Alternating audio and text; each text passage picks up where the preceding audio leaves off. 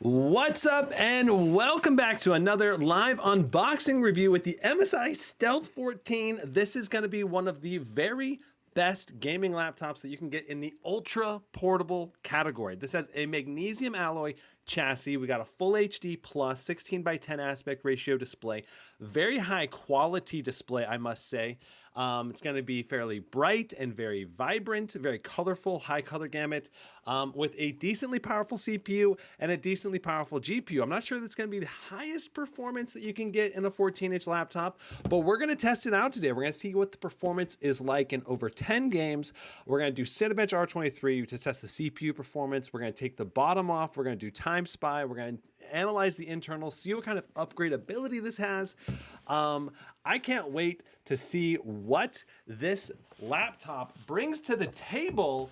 You know, we've got, it's so thin and so light. If you're looking for something that you can take with you anywhere and plug in or play games on the go, this thing is going to be able to do a lot of gaming on ultra settings in full HD plus with the RTX 4090 GPU and the high-end CPU. Now we're going to go over all of the specs that this thing has in it, including the RAM, the CPU, the SSD, the display. We're going to test the display. We're going to take the bottom off, look at that vapor chamber. And then, of course, we are going to do a ton of different games. We got Cyberpunk. We got Red Dead Redemption 2,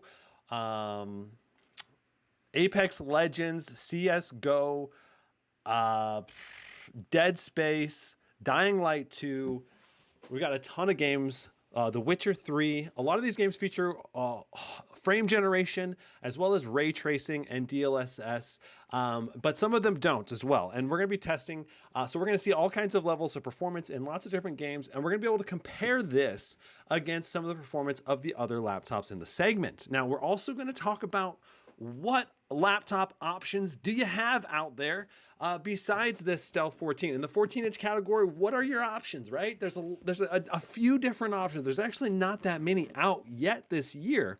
The Zephyrus G14 and the Razer Blade 14, neither of those laptops have yet to be updated with the RTX 4000 series, at least in terms of officially available for sale. They are available in certain markets for the G14, but at least in the United States, you currently cannot buy that, at least not easily. And then the MSI Stealth 14 is available. It is available for purchase, but it's not the best necessarily price per dollar, I don't think. But this does have some features that are really nice. You got Windows Hello, the magnesium alloy chassis, providing a very light laptop, while at the same time having strong, and in theory at least, build quality. We'll take a look at that today. The hinge, I did play with that just a little bit when I was setting up the laptop, and it felt fantastic. We'll show you that. We're going to take the bottom off. We're going to look at the upgradability of this laptop. We're going to test so many different games and do a bunch of different benchmarks. I can't wait to see how the Stealth 14 performs, you know, especially after testing a bunch of like budget-oriented gaming laptops. The Stealth 14 is going to be awesome. Now, chat, I see chat is popping off already. Thanks so much to everyone that hops into the chat, and thanks so much to everyone that becomes a member on the channel. I appreciate you guys. And so big shout out to all of the members. And of course, if you do become a member, which you just click the join button to become a member, I do try to prioritize answering your questions during these live streams. Now, there will be timestamps down below, and I will do a end of live stream summary, like going over everything that we have discovered today. So if you have a limited amount of time, you can always check out the end of the live stream summary to get kind of the lowdown on the laptop, a summary of everything we found out. So let me go ahead and check out chat, and then we're going to look at some competing laptops. Now, Wandy says, question, how do I know the wattage of the GPU since a 4080 laptop can have a higher performance than a low wattage 4090? The best way, in my opinion, to know the wattage of a laptop is looking at something like MSI Afterburner and looking at the live load of the GPU while you're playing games. Because it might theoretically hit 175 watt or whatever wattage for a short period of time, but if it's actually more like 150 watts in most of the games you play, it's really more like a 150 watt GPU, right? But at least in GPU bound titles, that's especially what we're looking at. GPU bound titles, what's the wattage? Okay. Circumatter says, was there supposed to be a 16-inch stealth version? Yes, there is a 16 and a 17-inch version, though I think the 14 is really more one I would consider recommending more than the 16 and 17-inch versions, simply because the 14-inch version is going to be ultra portable, where the 16 and 17-inch versions, they're more like just a little bit more portable than like a Blade 16, right? They're not massively more portable. Now, this thing is extremely portable. You'll see it today. We'll stack it up against some of the other laptops. It's very tiny and a very portable machine, comparatively speaking. But when you go to something like the Stealth 16, it's not that big of a difference between the Stealth 16 and the Blade 16, and the Blade 16's performance absolutely crushes the Stealth 16's performance. So that's why I'm like, why would I recommend the Stealth 16 over the Blade 16 or something similar? Cyborg says, how you doing today? I'm doing fantastic. Thank you so much. Okay. Circumatter says G14 and that's it for options. Well, there's a few other options to consider depending on what you like or don't like, what you're in the market for. What is my business email? It's just gizmoslip@gmail.com. Skyborg, you will be reviewing the Lenovo Legion Pro 7i. Yeah, I will be doing those. It's just delayed right now. Lenovo's not sending me any laptops to review, and I have to buy it with my own money. So as I get more money, I should be able to get a Lenovo Pro 7i review done by the end of this month or at the very beginning of May, somewhere in that time period is my target. Stephen Nash says, Brandon, I just ordered the Flow. It was Z13. You're going to review it? The Z13 looks freaking awesome. I would love to review that. I think Asus might send me some of the Flow products. We'll see. Okay, so let's go ahead and dive into some comparison laptops to consider.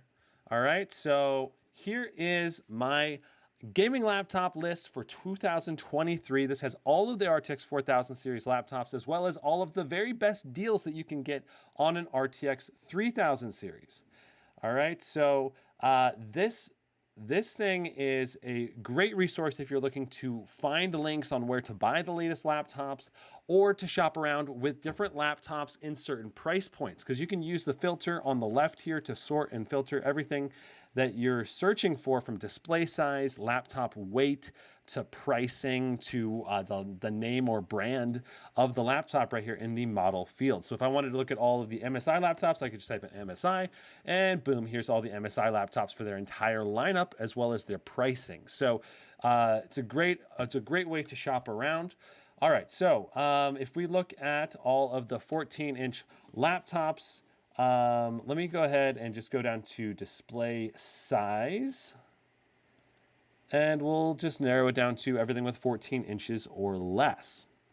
So we have the Gigabyte Aero, the Zephyrus G14, the Stealth 14, and the Zephyrus Flow Z13, and then the Flow X13 and the Alienware X14.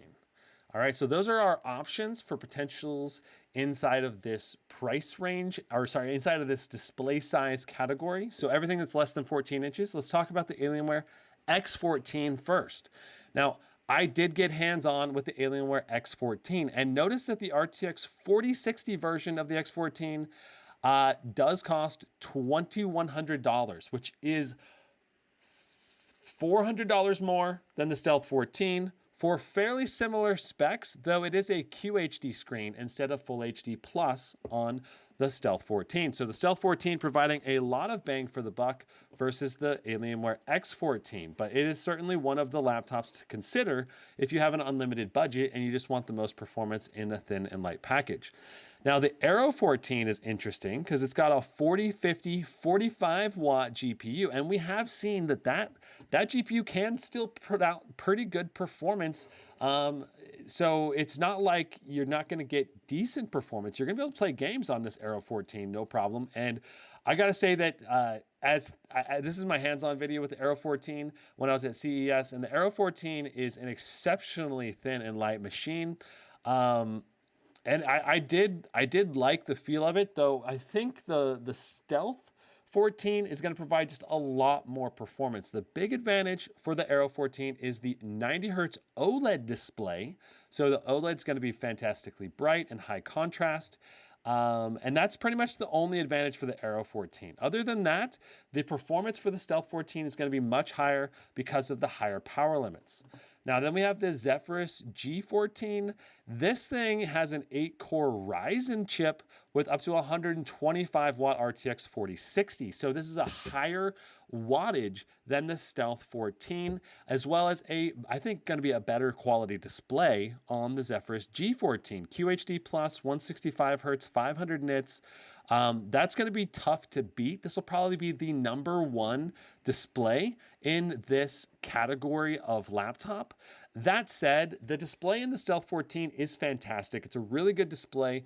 And in some ways, you're going to get a lot more performance out of a full HD plus display in the 14-inch laptop, and it's going to be even harder to tell the difference between QHD and full HD. And in many ways, I would rather recommend a full HD plus laptop to people over QHD in the 14-inch category, unless you just have insanely good eyesight or you're planning on doing very detailed like Photoshop or video editing work where you want to see all the little details, and you're going to be like kind of nitpicking and looking really closely at stuff. But generally speaking, you're going to be able to push out frames much better in a 1080p laptop than QHD. And then you have the Asus Flow Z13. This is also an awesome potential. It's a detachable tablet with a detachable keyboard. Sorry, a tablet with a detachable keyboard and a kickstand.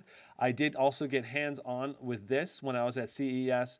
And this is going to be really cool. I would love to review this.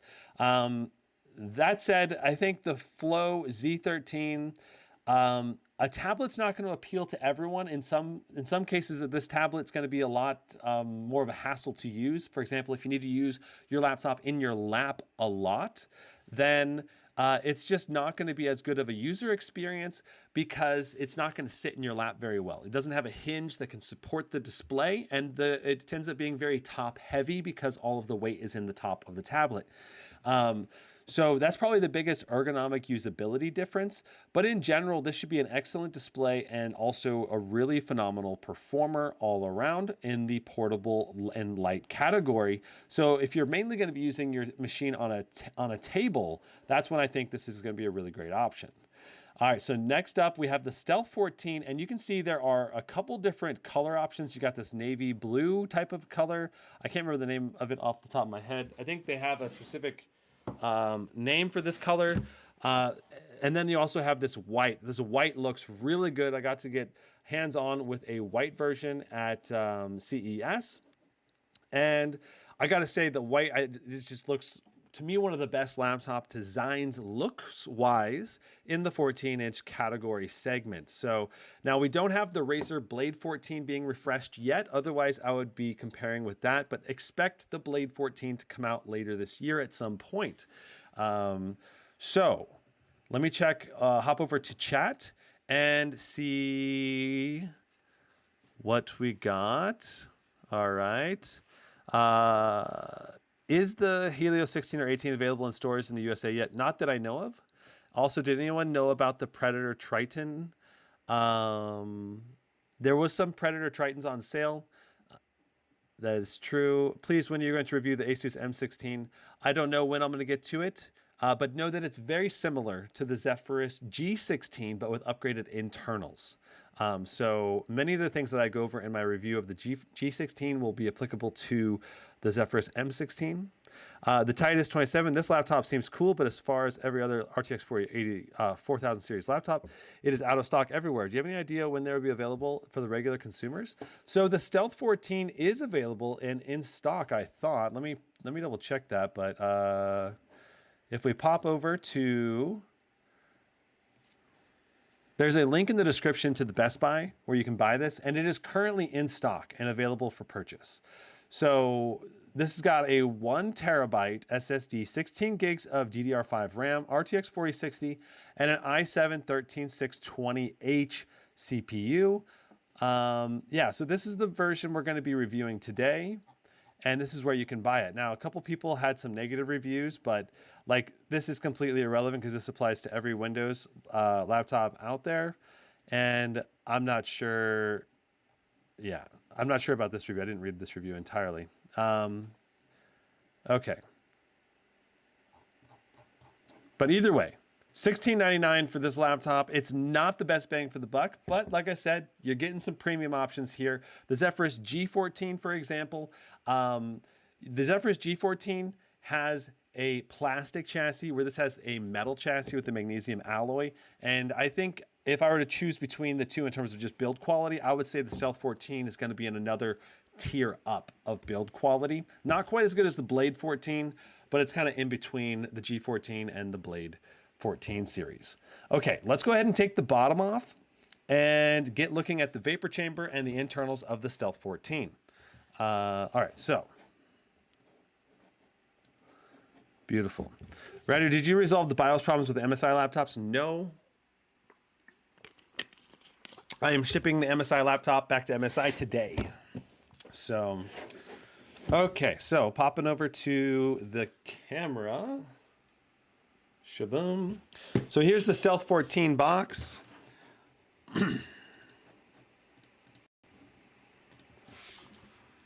Hold on. Activating the camera. For some reason it got turned off.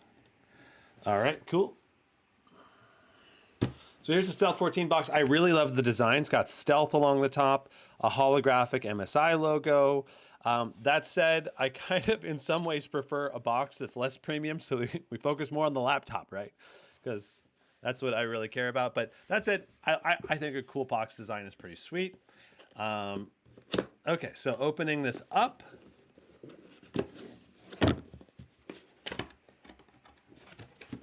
Shabam. Now, I also want to mention that MSI did send this laptop over. I didn't have to buy this laptop with my own money. So thank you to MSI, but they do not pay me, and I have to send this laptop back when I get done with the review. So, all right, so here is the laptop. So it's an all magnesium alloy chassis. And so you're looking at strong rigidity and overall lightweight material. It's more like plastic in terms of lightweightness, but it should be rigid, more rigid and stronger than your typical plastic would be. All right, so there's the laptop. Let's see what else we got in the box. So we've got our power cable here.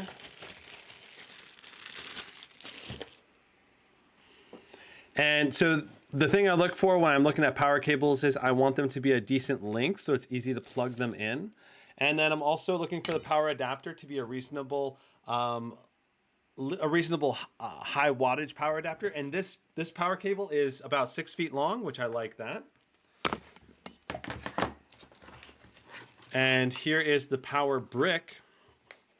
It's a fairly portable power brick. It's a 240 watt Delta power brick, okay? So knowing that it's a 240 watt means that we're not going to be this is not going to be an underpowered system. This is going to be able to push out enough wattage to really boost the CPU and GPU of the laptop to a high level, depending on how it's tuned. Now, the power cable for the adapter seems a little bit shorter. It's only about 4.5 feet long or so. Now, here is the manuals. And these manuals, you're going to want to make sure that you keep this number right here. And I discovered, so I had to actually look for this number, this 6564 number, when I was calling MSI just yesterday. And I couldn't find this little card. And then I realized that the bottom of the MSI laptops, they actually include the warranty support number right here on the bottom, right there. So if you're ever unable to figure out what number you need to call for support for MSI laptops, you can always just find that number on the bottom of your laptop, at least on these new ones. I'm not sure about the older ones. Big Jezzy says, what's up? Hope all is well. Have I had a chance to update the Blade 18 and test on full power CPU? The Razer update from April 4th took away the 130 watt turbo lock. Ooh, nice. I'll have to check it out. Big Jezzy says, rip to those MSI sad day. Yeah, rip indeed. Donna says, you've been waiting for this one. Nice. Can you refrain from doing a BIOS upgrade on this laptop until after testing this laptop? I know, right? Gosh. Oh, man. I was so frustrated with the MSI laptops crashing on me during the BIOS updates. Yeah, it was because I was 2 days in a row when I was about to do a live stream last week. I had both the GT77 and the GE78 ready to go. GT77 crashed and I was like, oh no. Okay. And then I had the GE78 and I was like, it's not going to crash again, right? But let me go record it on the screen just in case it does. And it crashed and it bricked both laptops back to back. I was like, this sucks because it was both times I was ready to go with a live stream. I was about to hit live right after I did the BIOS update. And yeah, anyway. Okay, so here's the warranty. It's a 12-month warranty.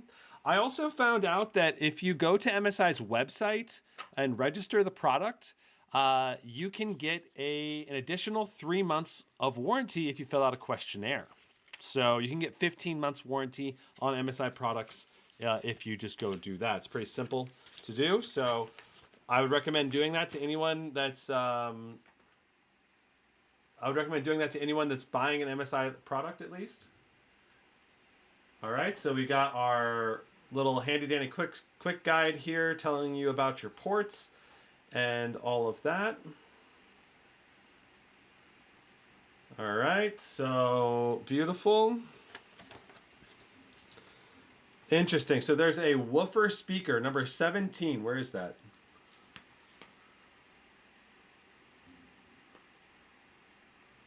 On the side. So there's little speaker ports on the side. On each side, left and right. Cool. All right. Well, that's a pretty basic stuff in there. I think the laptop is packaged pretty well. I don't think the laptop will be damaged under typical conditions in the middle of shipment, which is good. That's probably the number one thing I look for in the box, really. I want to make sure that the laptop won't be damaged during shipment, as well as in case the laptop's box is dropped or has a rough handling, or maybe gets a little bit of rain on it or something. Some laptops don't have much protection if there's a bit of water that gets on there. Okay, so here is the laptop. It did have a microfiber. I did take the microfiber off already. All right, so here, let's go ahead and do the flex test on the laptop. So starting on the right side, no flex. Ooh, I heard a little pop. Ooh, oh, we're getting a little pop action there. Okay, I'm not getting it anymore. Oh, okay, interesting. All right, going around, continuing. Interesting that we got these little ventilation holes here. I wonder what those are for. I'm just curious why we're popping there a little bit. That's interesting. Yeah, I can't get it to pop anymore. I wonder if it's like just part of the chassis popping back together or something. Just a little bit of flex as I'm going around. A little bit of flex here, but it feels more like the rubber feet going down rather than the laptop being flexed. You know what I mean? And there's basically no flex along the top, which is rare because usually there's a lot of flex along there. A little bit of flex on the right side. Going through the middle, we got some flex for sure here. I'd say a moderate amount, but that's typical around the touchpad. On the keyboard itself, we've got a minimal to moderate amount of flex, but nothing severe. For something that's so thin and light, I like to see how rigid this is. And let's go ahead and take a look at the hinge here. You can see how firm the hinge is.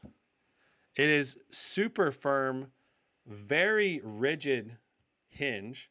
And the hinge does let you lay the laptop back all the way 100%. So if you need to share the display with something or share an image with somebody, you can do that. And you can also open this up with one hand. So that's nice to see. Overall, let's see in terms of torquing the hinge or like the display left and right, I feel like that's a pretty good amount of wobble. Not too bad.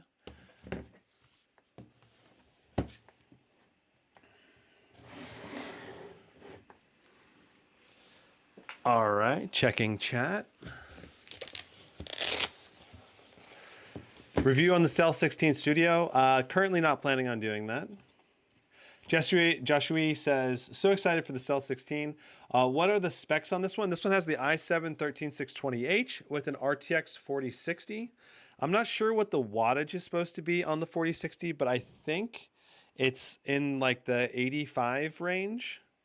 I'm not. We'll see when we get into actual doing benchmarks and testing, because they may say it's a certain wattage, and then in actual gameplay it's actually more or less than what they claim. So I have developed a new sense of pessimism around manufacturer claims lately, because Asus claimed that the Zephyrus G16 was 120 watt, and it was actually more like 105 because that's what you actually get with it. And then, we got the Pulse 15 was supposed to be 140 watt, but then it was actually only like, what was it, 105 or 110 as well. So basically, it didn't match what the claimed specs were supposed to be. So I am just being a bit more wait and see, I guess, on my attitudes, because initially manufacturers were very accurate when they were listing their wattages, and this year it doesn't seem to be the case. Okay, so we've got one more screw, I think. And as far as I can tell, there is no pop-up screw. Now, the two screws on the left and right sides, right here and here, those are longer than the other screws. And I am using just a small Phillips head to actually get these to come up. So you don't need any special screwdriver or anything to get these to come up. And as far as I know, there's no hidden screws here, but there might be. So let me go ahead and try to get this bottom off. But before we do that, I just want to point out my awesome new shirt from Into the AM, an astronaut reading a book with, I don't know, a waterfall of color coming from it. I don't know. I love these kinds of t-shirts because they make you think about what you're looking at. They're very creative. And so this t-shirt is from Into the AM. If you're looking for some new clothes, there's a link in the description for 10% off anything that you buy from Into the AM.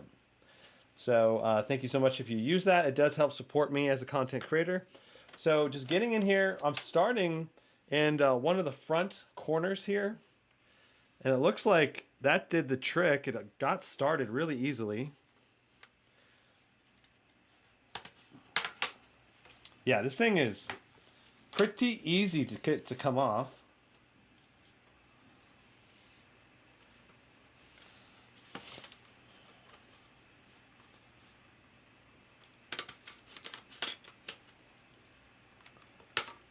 Shabam.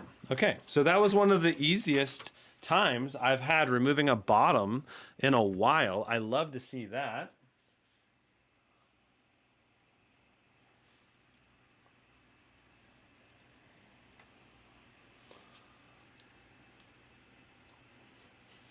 All right, let me move the camera to a little bit better position here.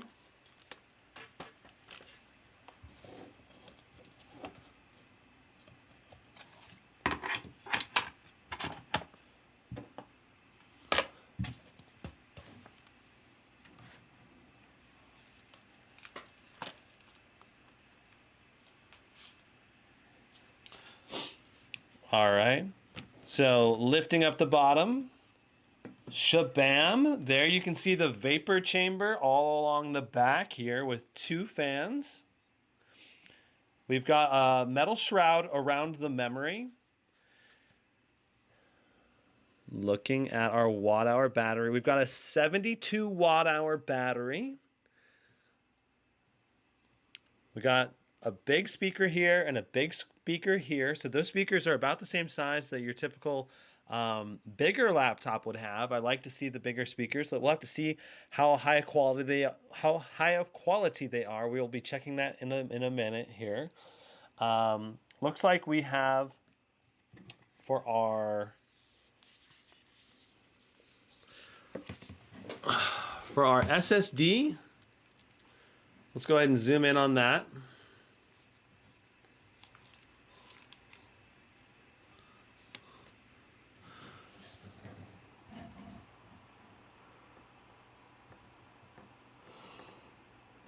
So it's I believe it's a pyrite, but it's got an M, like a micron logo on it. I'm not sure exactly. But either way, it's a 1 terabyte. We've seen the same SSD in a lot of laptops this year, actually. All right, so let's pop over to the Wi-Fi now. So we've got an Intel AX211NGW Wi-Fi card. And let me verify real quick, but I think that it comes with Wi-Fi 6E.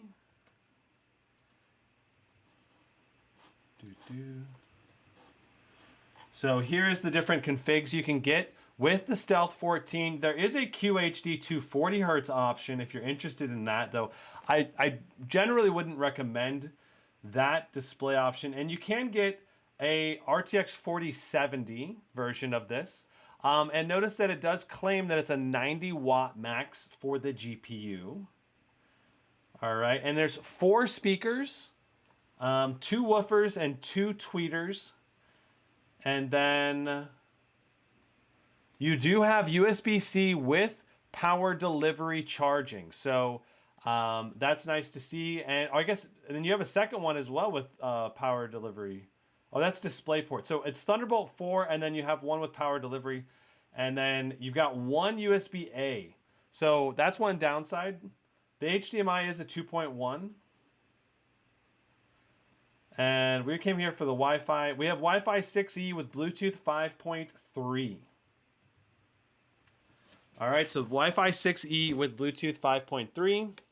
And taking a look at our vapor chamber now, we can't really see all of the details inside of the vapor chamber, but you can see that we've got 2 fans right here with heat fins on the left and right sides, as well as 2 rear exhausts as well. So a good amount of cooling for a laptop that is this thin and light and small.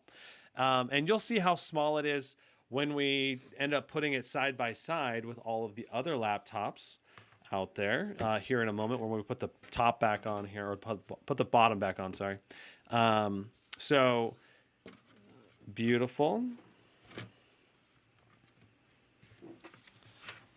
All right, so let's go ahead and get this snapped back together. And notice that this thing kind of wraps around the underside.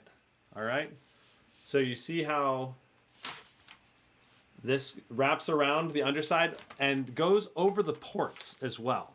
So I actually usually prefer it when it doesn't do that, but in some ways this is better and worse. It depends on what you're looking for in a laptop, but sometimes it can be a bit annoying getting it to go over the ports again.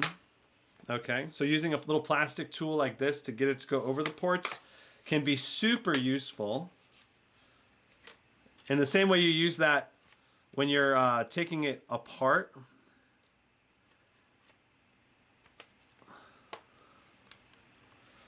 You can use it to help pop it back together. Like this side doesn't want to come back together. There we go. All right.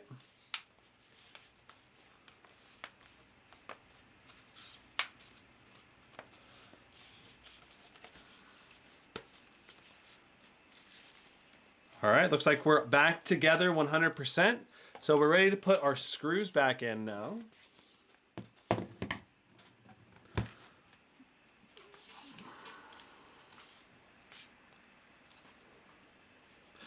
And I didn't really mention it, but we do have 2 SODIMM slots. That was what was underneath that metal shroud.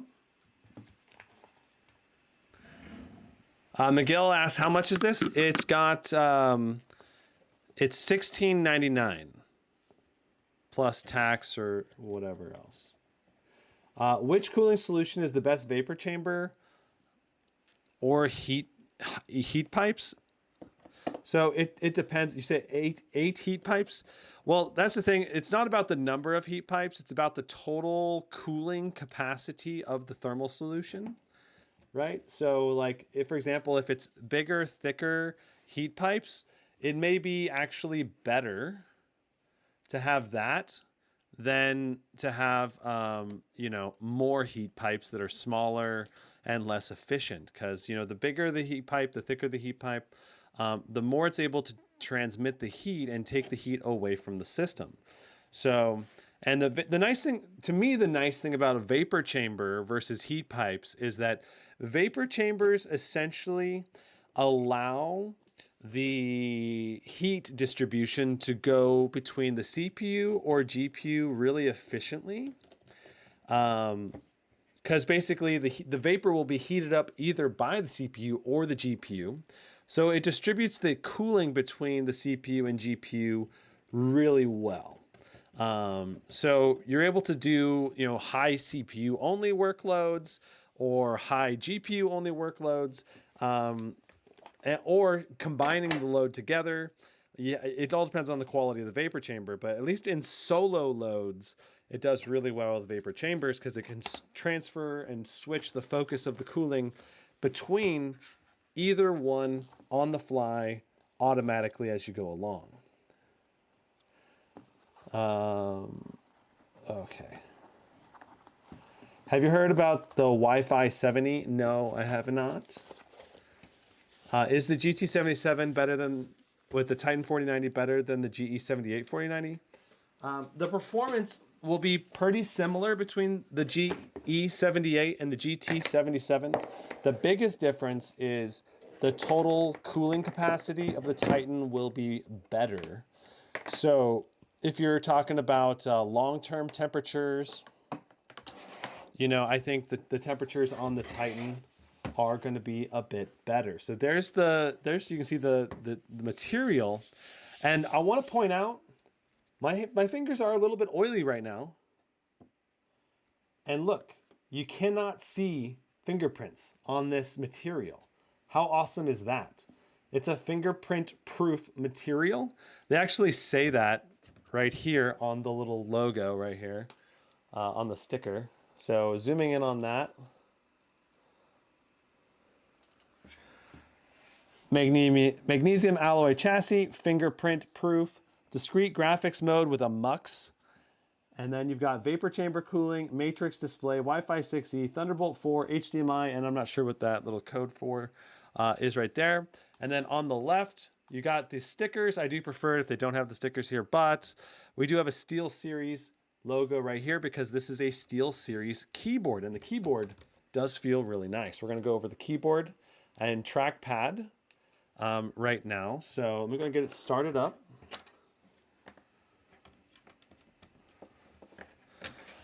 So, and I got to get it plugged in too.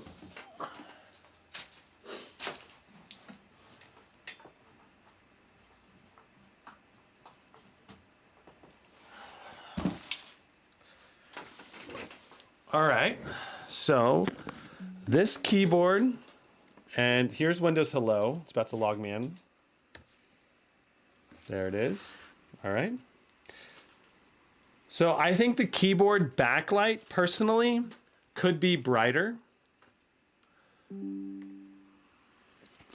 Like in a brightly lit environment, it's not super easy to see that you have a backlit keyboard in terms of style points, right? But the thing is, for someone who's buying this laptop, I feel like this is more of like a businessy type of build to begin with. So I'm okay with the backlight not being that bright, because as long as you're in a dark environment, you're gonna be able to see the keyboard just fine. The actual layout of the keyboard, I think, is pretty nice. Notice that you have a Control FN combo key on the left here. So you got Control and FN, and you've got secondary functions along the top. So you've got mute, volume down, volume up, turn off trackpad, mute microphone. I believe that's the camera button. Yeah, turning the camera on and off. But you do also have a physical cover at the top. I'll show you that in a second. Let me show you that right now. So you have the physical cover for the webcam. So that way you cannot, no one can actually hack you or see your camera no matter what you do. So it's a physical cover. And this does come with a nice plastic layer over the cameras. So I'll go ahead and take that off. Going back to the keyboard here.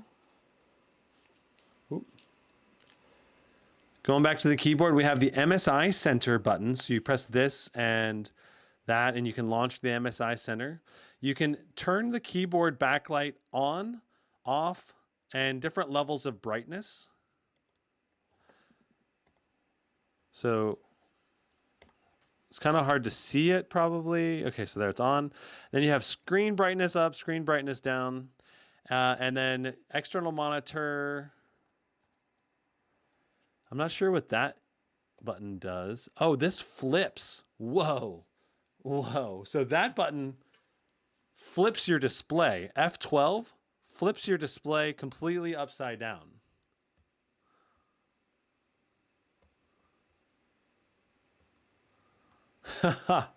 That's cool. I've never seen that before. Anyway, all right. And then on the right side, we have maximum fans, turning that on. And you can hear the fans kick on there.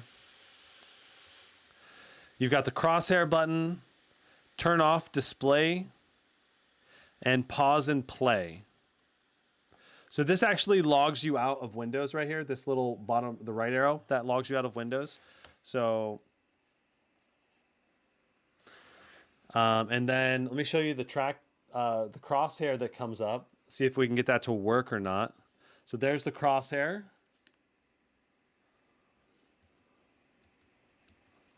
And then you have pause and play. And then you also have page up and home as well. Now, the trackpad is a large trackpad. It's a glass trackpad, and it feels very good, very premium. It's got a nice click and a tactile feel to it. I love this trackpad. It's a very good one. It's about as good as you can get on a gaming laptop currently today. I think it's the right size as well for a laptop of this size. Like 14-inch laptops typically have small trackpads, but this one is as big as most 15, 17-inch laptops. Not quite as big as, something like the Blade 16 or the Blade 18. Of course, those trackpads are huge, arguably even too big. This one is just the right size, I think, for this size of laptop to be maximizing its potential. So that's nice to see. Let me go ahead and show you the backlight and also rear RGB. So let me turn these lights off.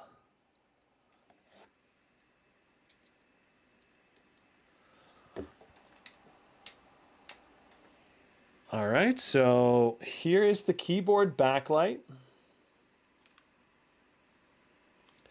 And right now you can see that it's per key RGB, and there are going to be 3 different levels of brightness and then off. So this is the brightest that it gets.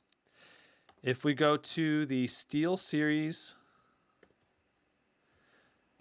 GG engine, all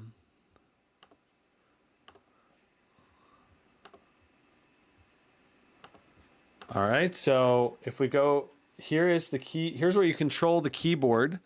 Per key RGB keyboard. You can set each individual key's color if you want. And then there is also some defaults that you can do. So if I zoom in over here, hopefully you'll be able to see this. I guess the screen is so bright, it's kind of hard to see. There we go. So Aqua, Aurora, Chakra, Default, Disable, Drain, Freeway, Gold Splash, Plain, and Rainbow Split. we're going to go ahead and go through all of those real quick.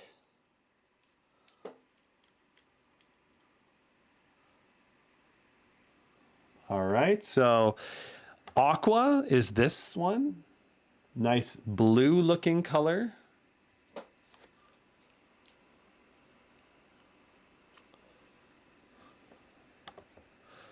Aurora, this is probably the one I would use. Aurora or maybe Chakra. This Chakra brings all the different colors of the rainbow in. And then you also have Default, which is the multicolor RGB vomit. You can disable the backlight. You can do Drain, which is interesting. Everything goes into the center light.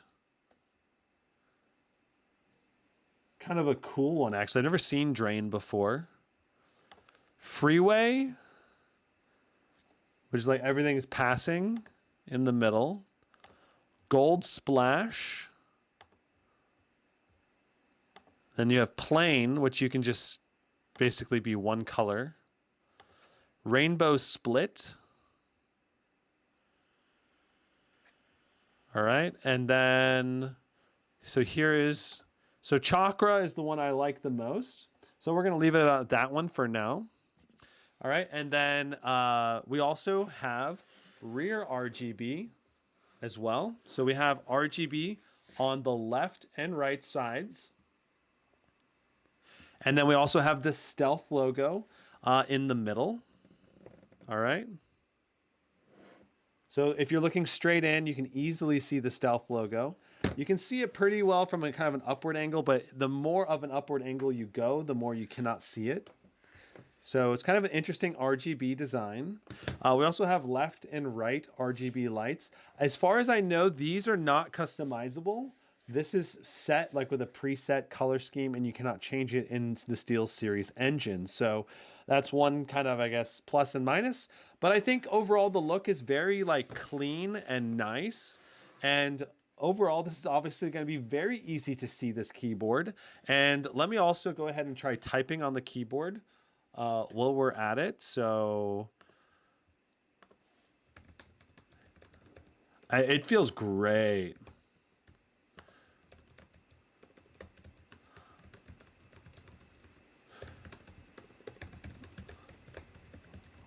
And then also, we can go ahead and go to youtube.com.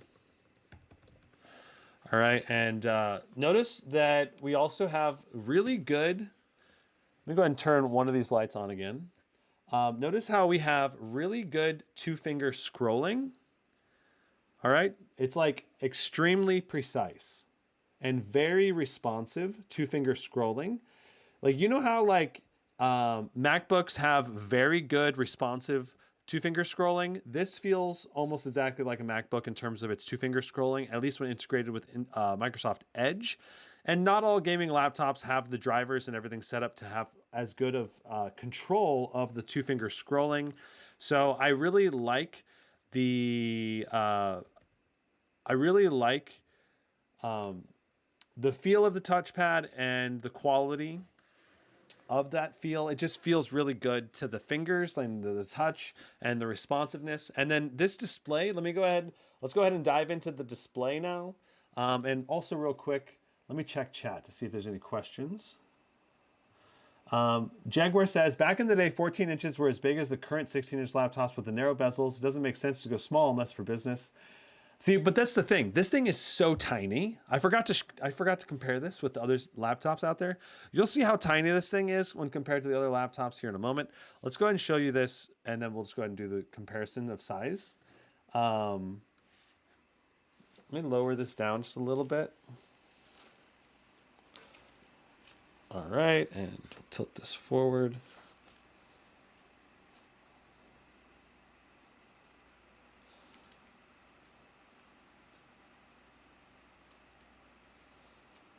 Cool. All right.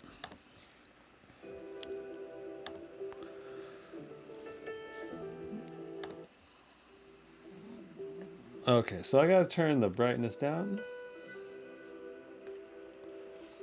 As you can see, the colors on this are really fantastic. They're very vibrant. You know, the camera is kind of picking up kind of like a pixelated pattern. I'm not seeing that at all with my eyes. I do think that this display quality is very good. I'm curious to see what we get with our display stats, which we'll test here in a moment. But before we do that, I don't want to forget about comparing this laptop size with the other laptops. So just know that I do think this display is a really good display, at least in terms of color gamut. I'm not sure about its brightness yet. I do think it's going to be a fairly bright display, but not like insanely bright. So let's go ahead and compare size now. So we'll do the blade and then G18. Cool.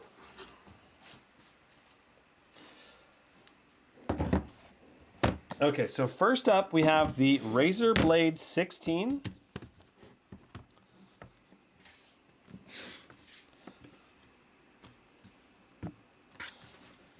All right, so you can see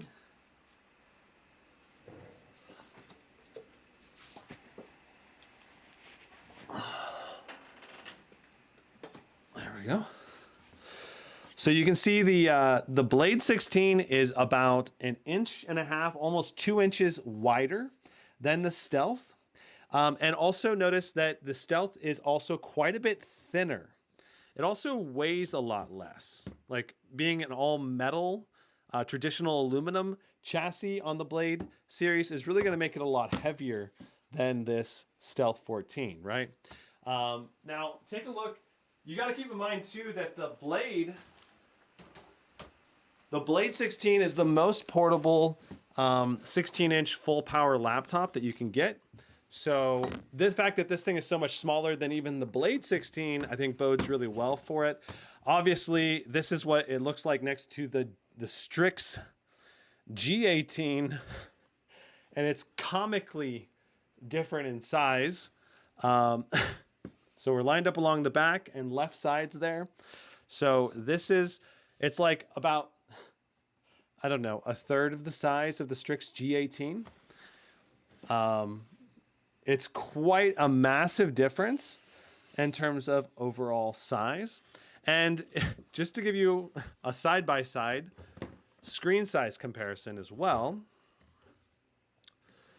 it's a huge difference in terms of screen real estate that you get as well. So it's a pro and a con because it's so much easier to take with you. And if you're going to be keeping it in your lap or sitting very close to it, a 14-inch display is still very usable. But if you're going to want to do like immersive gaming, a bigger display is really awesome to have as well. So it really, you got to try to find the balance between a big display and portability. But if you're looking for something that's very portable, can take with you everywhere and still do gaming, the Stealth 14 is obviously going to be a very portable option that I think is going to be balanced between performance and portability, at least pretty well. Hard to say how much better, you know, or worse it's going to be versus the Zephyrus G14 yet, though the G14 is rated to a higher wattage. So we'll have to see. So, awesome. Let's move on to checking out the backlight bleed on this unit. I should have done the backlight bleed when I had all of the screen, all of the lights off, but oh well. Okay, so let me turn this light off.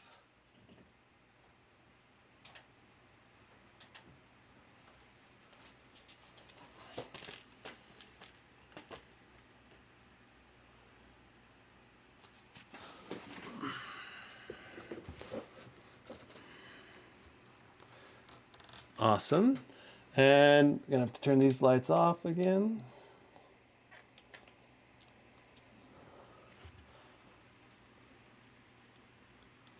Okay, so you can see there's just, hold on. There we go. All right. So you can see there's just a little bit of backlight bleed, I feel like right here, and then also right here. But other than that, there's basically none on my unit. Very good overall, minimal backlight bleed on this unit. It's going to vary from laptop to laptop though, so it's not necessarily a good representation of what you are going to get. But I would recommend checking it if you do end up getting a laptop, because you may not notice. It's the kind of thing you may not notice for a long time, and then afterwards, like 2 months later, you're like, oh crap, it's really bad. When you're watching like a dark movie or playing a dark game. Is this on sale now? Yeah, you can buy this now. Kaylin says it's a good looking little package. Is certainly wary of BIOS updates now, though. Yeah, I would definitely be cautious of doing any kind of MSI BIOS updates. At least with MSI, you're never forced to do it automatically, right? It's always done manually. So now let's go ahead and get our Spyder 5 Elite test done and see how bright and vibrant this display is. And I gotta say, I think this display has some kind of like anti-reflective coating on it. That's probably designed to reduce glare, because I'm seeing such little glare on this display compared to most. Okay, we gotta get this thing plugged in first.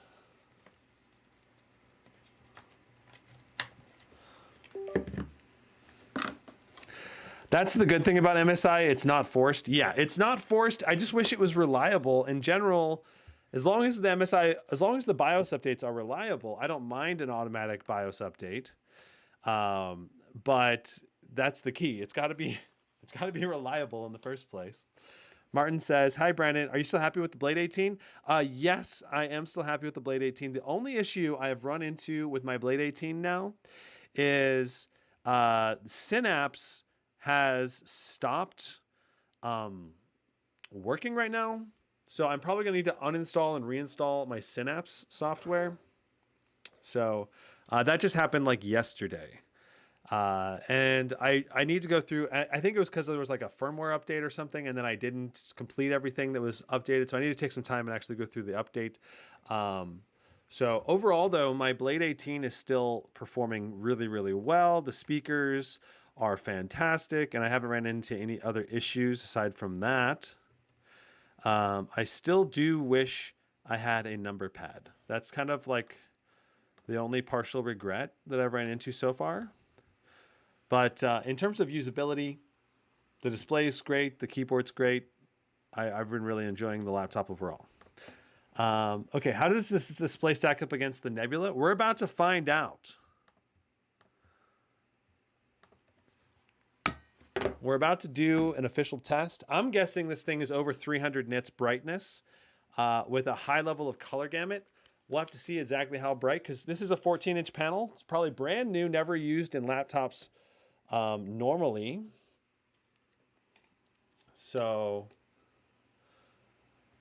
all right, so there we go. And I'm gonna make sure my brightness is all the way up. It is. LSP says, theoretically, with a 100-watt USB-C power delivery, you could game or use demanding software anywhere. That's probably true. That is probably true. Oh, we can change. We are into the test now.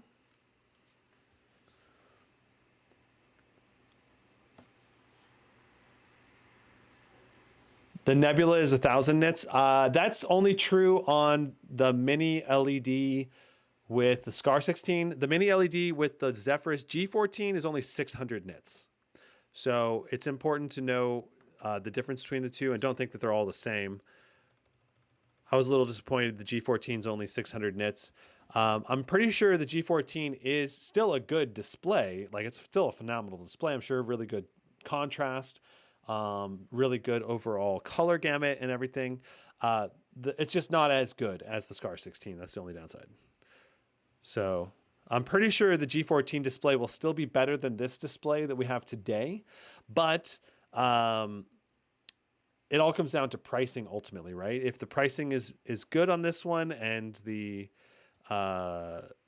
it's obviously available to buy as well. Like, the G14 is currently not available, but you may want to wait for it depending on what you're looking for. We'll see. Abuda says, I've heard negative things about the Asus mini LED displays on gaming laptop subreddit.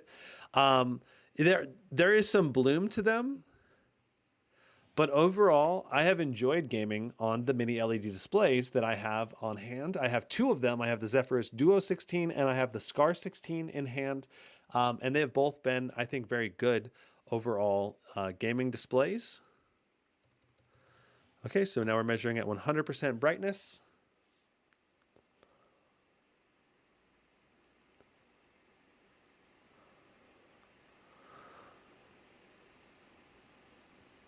All right.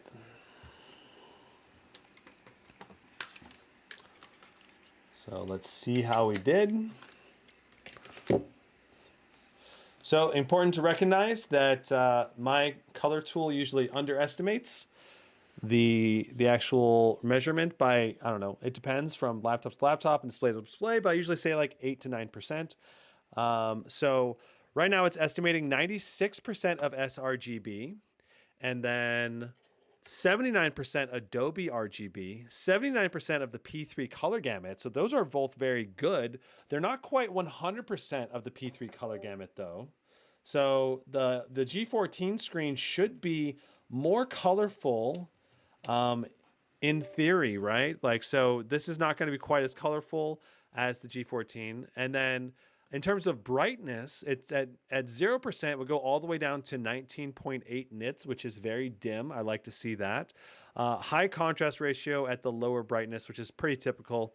And then in the higher brightness, we got 412 nits, which is pretty dang good with a 970 to 1 contrast ratio. So overall, this is a very good display. Not quite as colorful as what the Nebula display would be, and not quite as bright as what the Nebula display will be, but this is pretty dang close, right? We've measured some of those Nebula displays at 460 nits in the G18. That's going to vary from unit to unit though, right? So, of course, the mini LED versions of the Nebula displays will be even brighter than that because we've seen up to 800, 900 nits, at least on my measurement tool with those. So overall, very good results for this display. And again, the key thing to keep in mind about this display is that it is a full HD plus, so it's not as high a resolution, which means it's going to be easier to put out higher frame rates for a lot of games. So that's to me is the main advantage of the full HD display. Obviously, being lower resolution is going to make it a little bit harder to, or a little bit less detail in games, but I think you have to have superbly beyond excellent eyesight to be able to tell a difference at 14 inches. Cause yeah, 14 inches is a fairly small display all around. If you sit really, really close to the display as well, then I think it could also be you might be able to see the difference a little bit easier if you sit very close. Okay, so looks like we use Nahimic for our audio. If you want to do any specialized audio tuning to like increase the bass or adjust the treble. And then we're gonna go ahead and test the speakers now.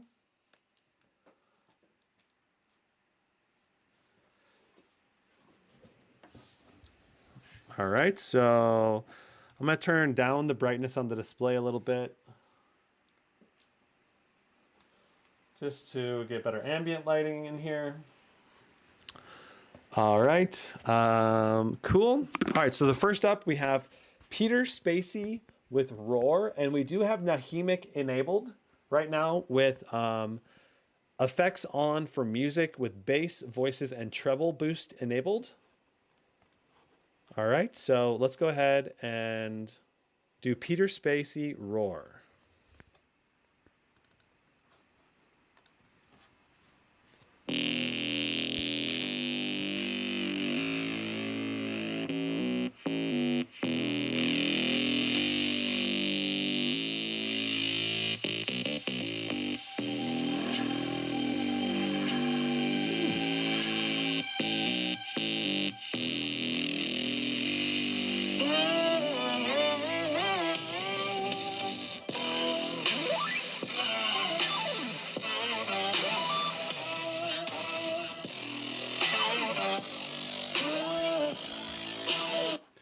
Well, that was surprisingly good. Okay, Faded Aeon Half-Life.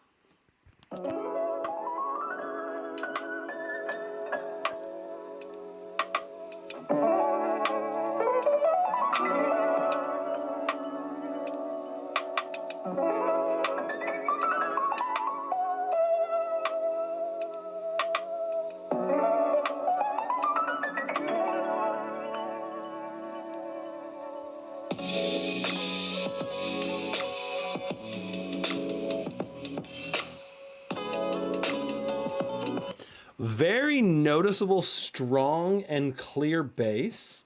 I feel like really, so far, if there's any weakness to the speakers, it's really more just total volume, and like the mids and highs are not quite as good, but the bass is surprisingly awesome. So next up is La La La Love You by Deuce Williams. Here we go.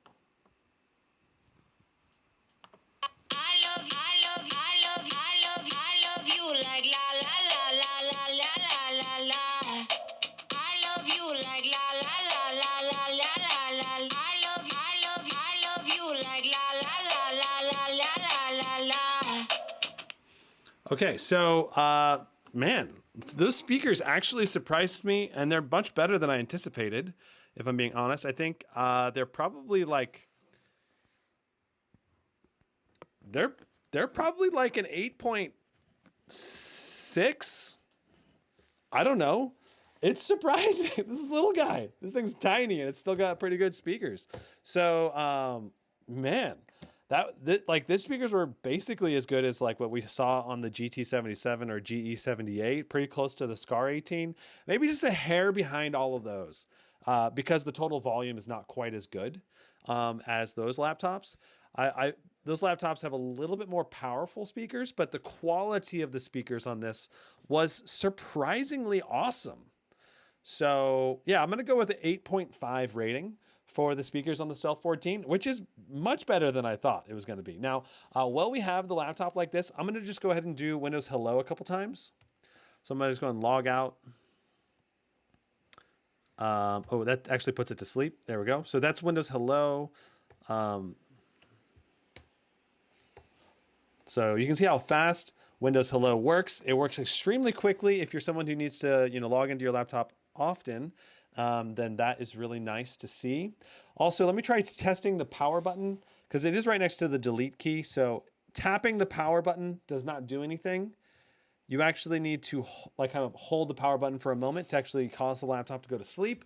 I like that touch because, if it's next to the delete key and backspace key, I guarantee you it's going to be pressed fairly often accidentally, So, all right. So beautiful. Let's go ahead and move into our benchmarking. And as we get into our benchmarking, let's talk about the MSI Center and get this sucker set up. So I've already put it into discrete graphics mode. All right, so that's really good. And then we do have 4 different options though. You've got balanced, silent, super battery, and extreme performance. So extreme performance obviously is going to be the highest level of performance that you can get. If you're going to do a lot of rendering, you probably want to use this.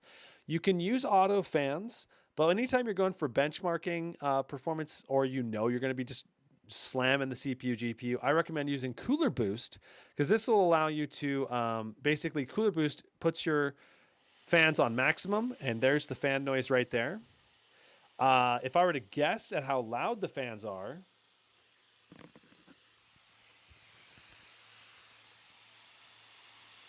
I'm guessing right around the 56 decibels range. So fairly loud fans. Even though it's a small laptop, we got fairly loud fans. It's maybe 54 to 56 decibels.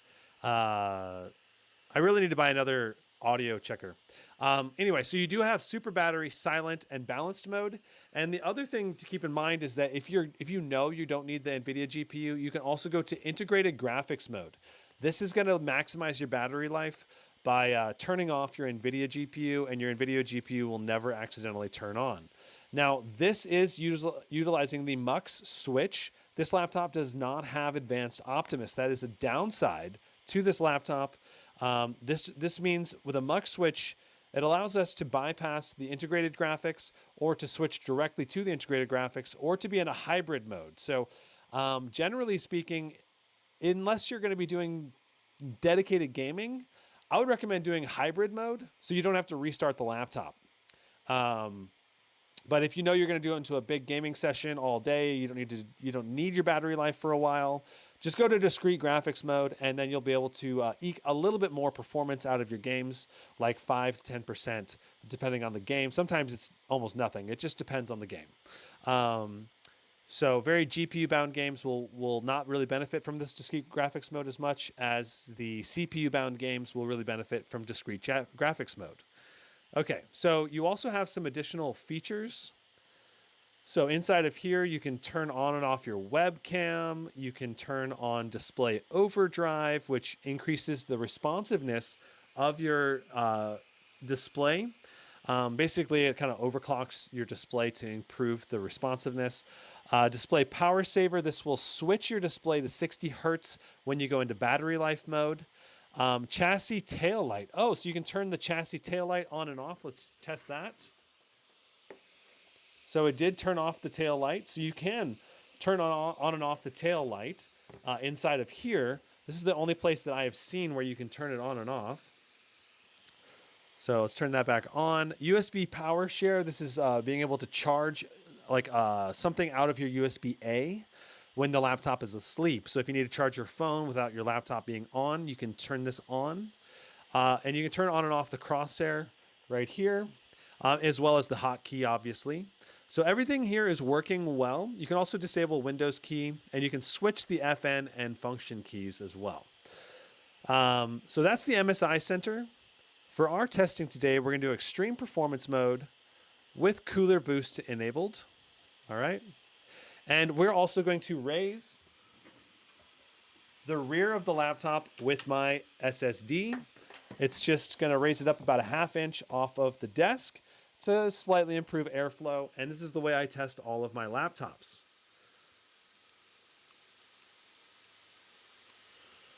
Cool beans. All right, so we are ready. Checking chat.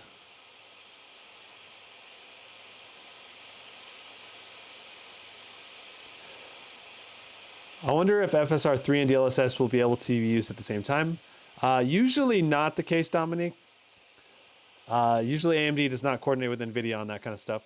Tim Rutt says, these manufacturer software tool settings are directly entangled with the BIOS. Tim, I believe that is correct. When you set your extreme performance mode or whatever, that is also going to be setting that in the BIOS. So this laptop utilizes an i7-13620H processor. It's a 10-core, 16-thread part, which is a lot of cores for a laptop that is this thin and light.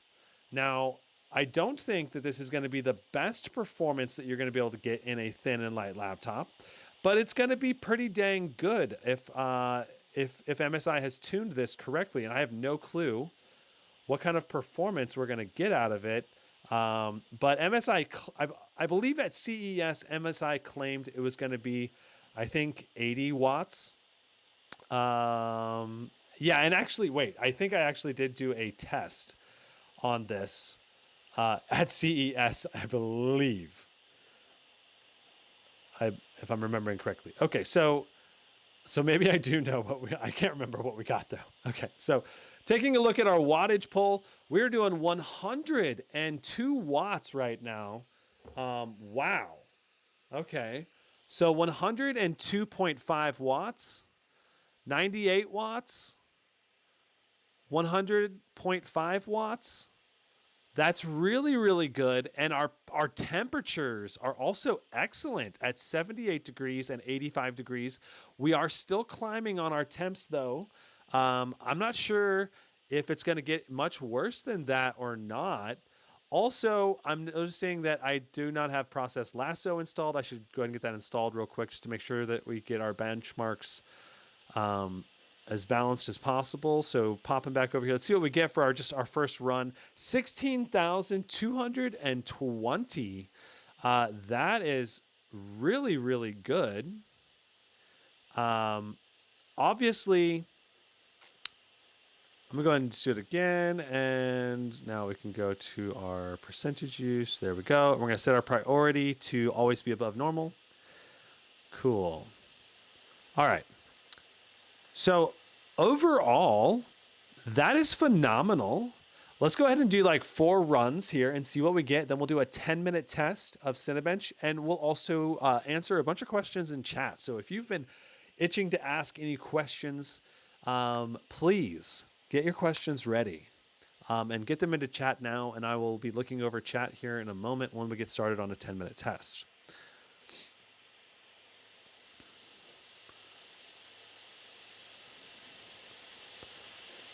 So we're still hitting the 100 watts of power on the CPU. That's phenomenal. 16,274. Let's go ahead and hop into a 10-minute test. There we go. Bingo, bingo. 10-minute test engaged. And we're going to reset our averages. Beautiful. Our temperatures are still below 90 degrees on the cores and package for the CPU. That is really good. And our clock speed right now is 4.3 gigahertz on the P cores, 3.3 gigahertz on the E cores. That's also phenomenal. MSI appears to have tuned the CPU performance really, really well in this laptop, which is great to see. Though I kind of wish they had been able to offer, I don't know, just a higher end CPU option. Speaking of which, let me see if they do offer any higher end CPUs.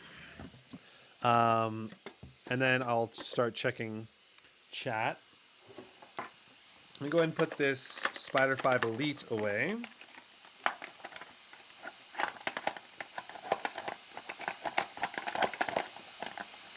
There we go.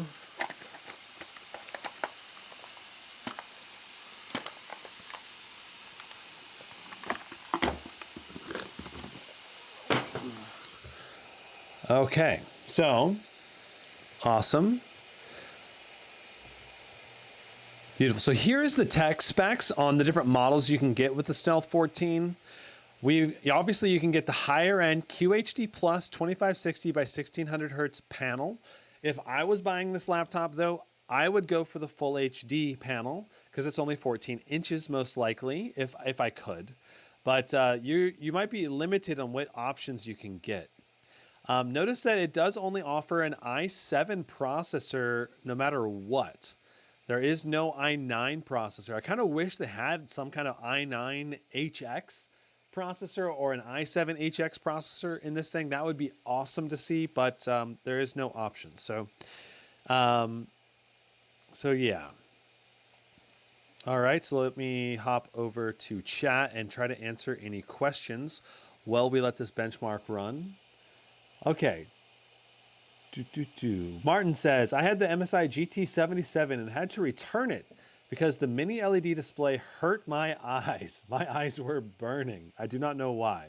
It was probably too bright, my friend, and super contrasty. So super contrasty bright displays, basically, they can basically, if your eyes are not adjusted to the right level of aperture, basically your eye dilation is not correct, you can basically hurt your eyes because it's so bright. And yeah, sometimes I had to turn down the GT77 or many of the mini LED displays. I have to turn them down to like 60% brightness if I'm in a dimmer room.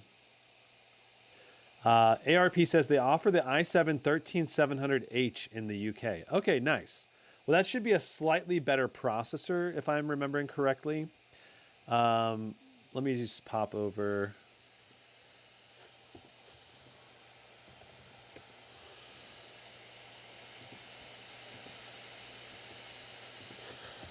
i7 13700H versus i7 13620H. So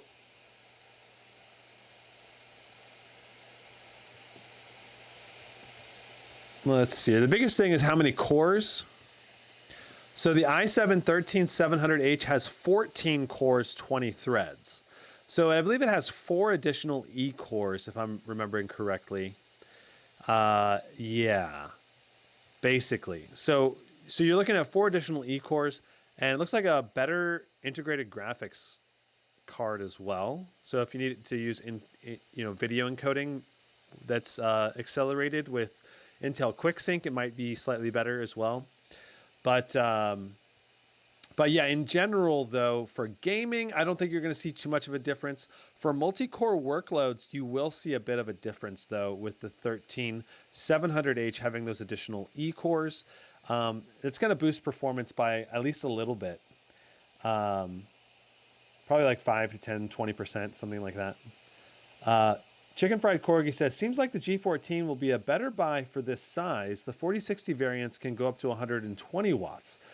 So Chicken Fried Corgi, that's the thing. Asus claims it can go up to 120 watts, but we actually need to see realistic workloads, because in the Zephyrus G16, they claimed that could go up to 120 watts, but in actual games, we were seeing mostly like 90 to 100 watts, sometimes as low as 80 watts in real world usage, right? So if MSI is claiming 90 watts in this, what do we get in real world usage? Is it actually like 65 to 80, depending on the game? We're going to find that out today.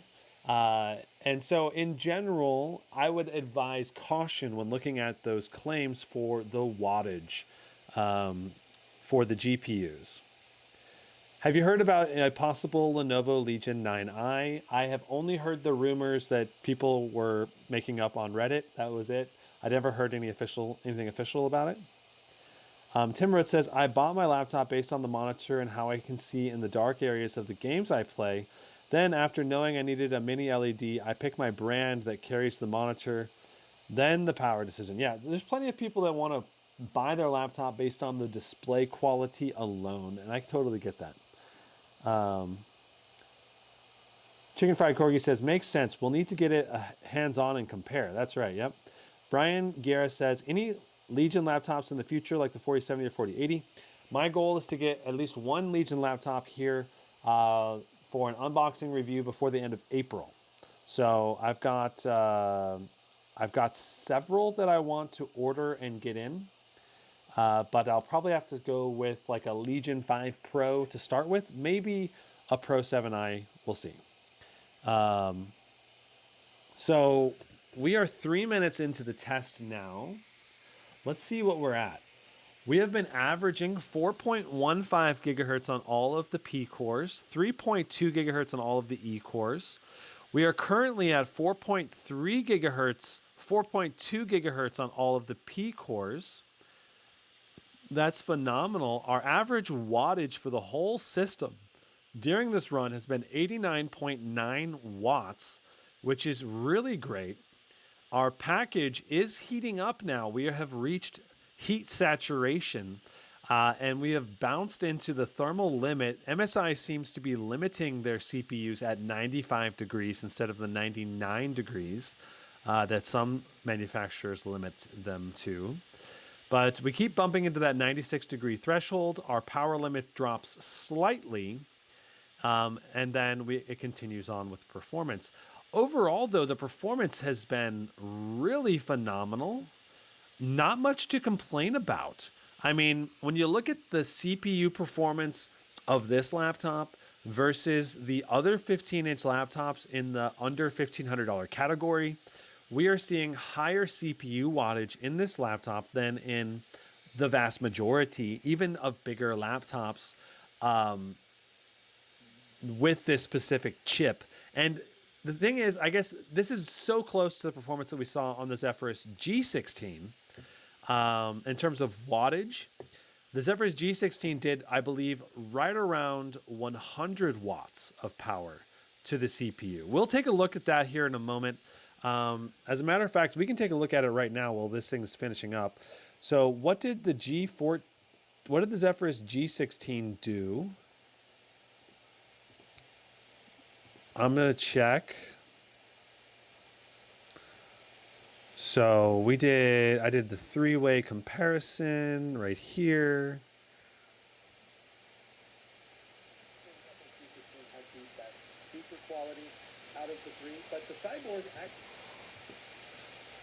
Okay, so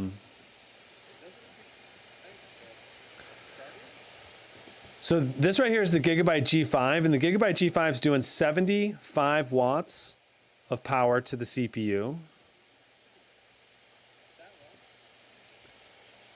And it's doing about 14,000.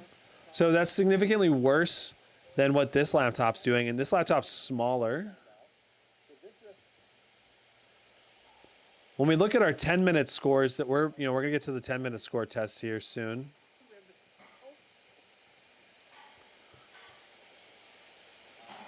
Let me mute that.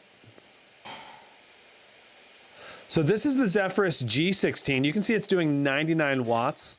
And it is also basically thermal throttling nonstop as well. Pretty similar to this Stealth 14, but not quite, right? I would say the Zephyrus G16 is doing just a little bit better than this Stealth 14, but it's pretty dang close. Okay, so there's our final results. 15,881 for a 10-minute test. So this is just a tiny bit behind the Zephyrus G16. So looking at our Zephyrus G16, let's go ahead and just zip forward in time and see what that one gets. So it should be slightly better, but you got to keep in mind the G16 is a slightly larger laptop, 16,301. And I mean, the G16 really is a noticeably larger laptop. It's not just a little bit smaller. It's a 16-inch chassis. It's going to have more opportunity for thermal cooling, though they're both thinner and lighter machines. So yeah, in that sense, they're pretty similar. Overall, this is phenomenal performance for the Stealth 14 for CPU performance for a 14-inch chassis. Great job, MSI, on the CPU performance. I'm not seeing any problems here. So that's very, very good. Let's go ahead and move into our games testing now. So opening up, we're going to start moving into our games testings. Let's see our checking chat. Let's go ahead and do Timespy next. Sean Edwards asks, how loud is the fan noise on the Stealth 14 at different CPU performance levels? And what do you think about the $1699 price? I think the $1699 price is on the higher end for an RTX 4060. But when you look at the design of this laptop and the materials that they used on it, I do feel like you are getting a good bang for the buck, I guess, in the sense that you're getting those premium speakers, you've got premium magnesium alloy chassis, you've got Windows Hello, you've got a rigid hinge, which not all laptops have a rigid hinge, right? So, okay, so here's the webcam, by the way, if you want to check it out. It is fairly grainy, but the detail looks pretty good, I feel like, for a 720p webcam. That's a better than average 720p webcam, but overall it's about average compared to most 1080p webcams, I feel like. It's very responsive. So not amazing, but it'll work, right? It'll work. Yeah. Stephen Ashley says, this is a sexy looking laptop. Yeah, I would agree. It's a very nice looking laptop. Okay, so Timespy. Here we go. I know Sean Edwards was wondering, what about the fan noise? So I think the fan noise on this is fairly loud, but we actually would need to try the different, fan profiles out and see how quiet they can get. I imagine on like a medium fan, this is still going to be fairly quiet with a decent level of performance, but you're definitely not going to be like, given the fact that it's a smaller laptop, One of the ways that small laptops can maintain coolness is by having really loud and strong fans. So I think I would anticipate fairly loud fan noise in general from thinner and lighter laptops that have high power limits. That's one of the trade-offs you make. Brian says, is 1 terabyte SSD enough for most gaming laptops? It all depends on the user and what games you play, how many different games you have, and if you need to use the SSD space for anything else. Because I think that's going to be the actual bigger factor than anything else. Am I going to review the Zephyrus G14? Absolutely, I'm going to review that laptop this year. I have reviewed it in 2020 and 2021. So I absolutely plan on reviewing that again in the near future. So here we are. Okay, looking at our temperatures. 52 degrees on the CPU. Phenomenal. Really phenomenal temperature there. That's insane. 90 watts. We're pegging directly to the 90 watt limit, which is great for a 14-inch laptop. I love to see that. You know, and MSI claimed it was 90 watts, and we're just hitting 90 watts constantly, which is great because, you know, some other laptops, the manufacturers, including MSI and Asus, you know, they claim like 120 watts, but they're only seeing like 100 watts most of the time, or 105 watts most of the time.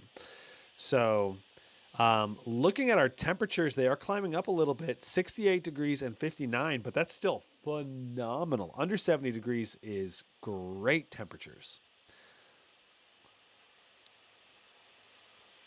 Timrod says, the bezels are so small today, the actual size and weight of the new models are significantly lighter, and they look smaller on the same size monitor compared to the predecessors. Yeah, I totally agree. Good boost clocks for a 90 watt. Yeah, and we have no overclock enabled right now on this GPU either. So that's phenomenal. You know, I think from a initial impressions perspective, this laptop is going to be a great performer for its size. If you're looking for a powerful little guy, I think this guy's going to do the trick for most gamers out there, especially if you're getting the full HD plus display, which, as we've seen, is also a high quality display. You know, it's fairly high on the color gamut. It's fairly bright at over 400 nits. You know, there's not much to complain about.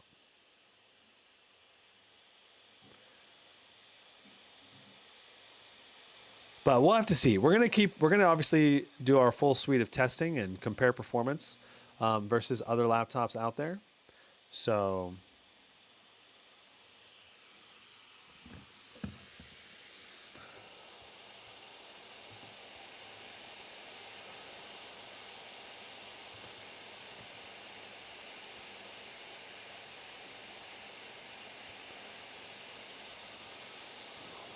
let's see here. So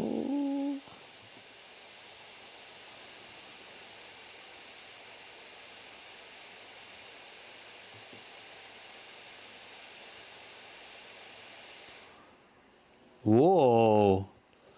We crashed. We crashed the computer. What, bro? I actually wasn't looking at the computer when it crashed because I was getting ready to do some comparisons. But I'm guessing it was in the CPU test when it crashed.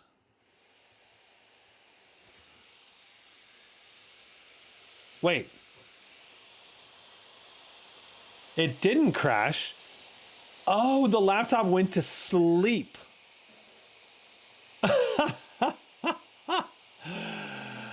I bet the laptop went to sleep. We probably haven't set... Wait, let me see. No? What happened? I'm really confused. What happened?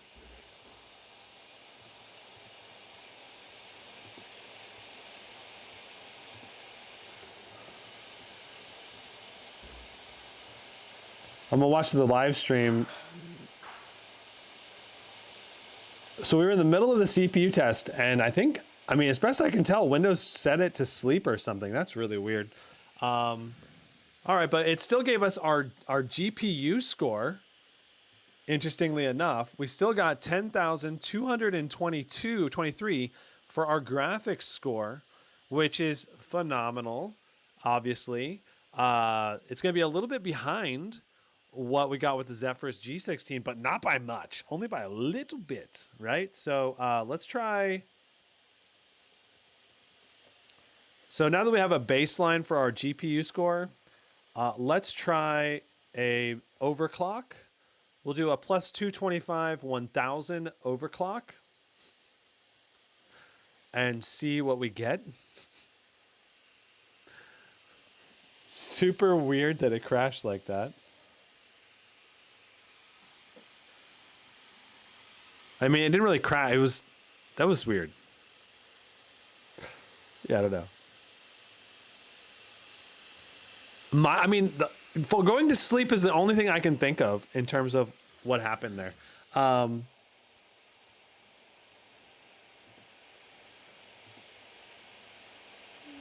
I want to do a split screen benchmark with these other laptops, if I can.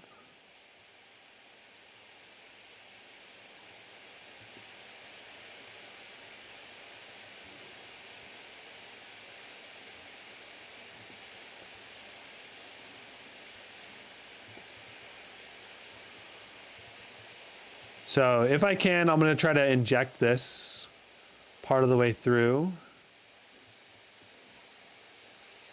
I'm going to go like this, and this is actually going to be changed to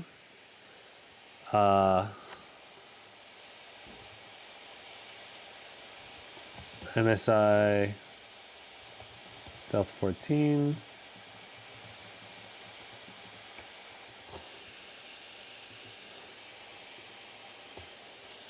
90 watt, and is all of this correct?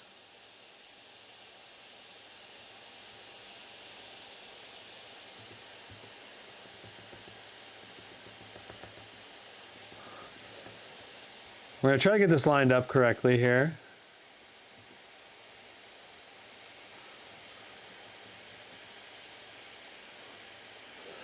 I'm gonna replace the 4050 Nitro 5 for this test. So we're going to be in the top left for our test here.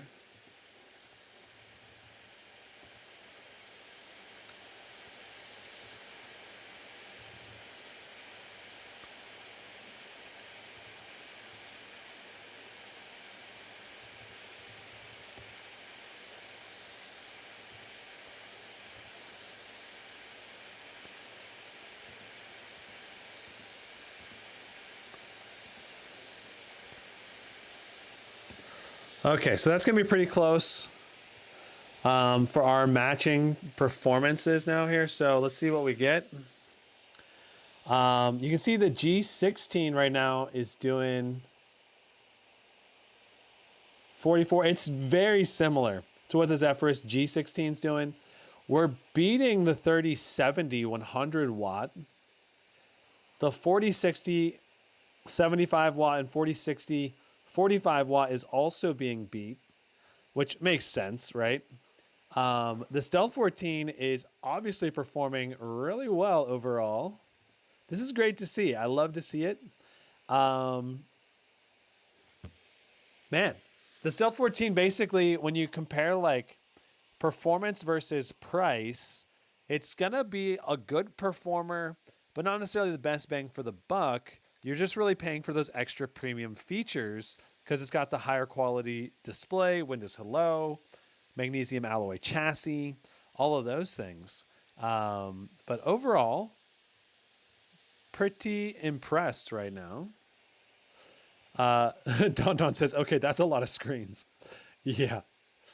Okay, so let's see if we crash again on the CPU test. I don't know if we crashed. I think, like I said, I think it was Windows putting the laptop to sleep or something on that last one. Looks like, keep in mind that in this test, we are right now OC'd on the we have an overclock, all right, on the Stealth 14 that we don't have on. Go ahead and skip ahead if we can. There we go. All right, so right now the Stealth 14 with its overclock 10,841. Beating the Zephyrus G16, which is a bigger laptop. Of course, the G16 does not have the overclock, but with an overclock, it was about the same. CPU score, though, interestingly enough, is the best score out of all of these laptops at 12,782. That's very interesting to see. Dang. What do you guys think, chat? That's pretty impressive, huh? I like it. I like to see it.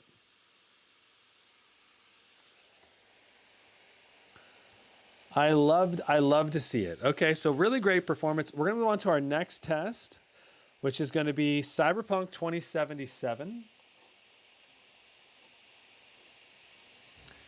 And Tony says, thanks for your streams. No problem, man. Thanks for stopping by. Thanks for watching. Koa says, very impressive for sure. Yeah, this is doing really well for its size, at least. RT Game Server says, play older game titles like Red Faction. I play older game titles like Red Faction, so this setup is going to work for me. Oh, yeah. If you play older titles, this laptop will crush the older titles easily. Really, really well. So you're going to get lots of performance in the older titles, lots of bang for the buck. Okay, so we are... Let's get everything set up here so the stream is ready to go.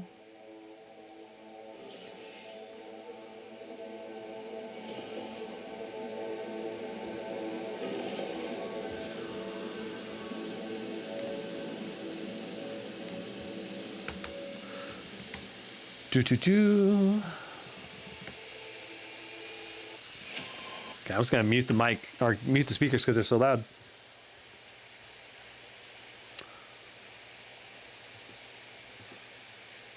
Okay. All right, so this test, I believe, was done in 16:9 aspect ratio. Also, for the rest of these tests, we're going to go back to no overclock, right? No OC. That last side-by-side test was overclocked. Remember, we had 10,200 for the non-overclocked score. All right, so moving on, let's go to full screen. There we go. Look at the graphics. Ray tracing on ultra, frame generation on. All right, and beautiful. They have this new new ray tracing overdrive mode. I haven't actually tried it yet on any of the laptops, but it's tempting to try it at some point here. All right, so let me make sure that we're set up here well enough.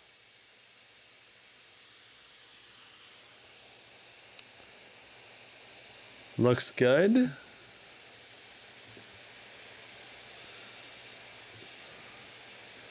Here we go. Is the side-by-side looking good?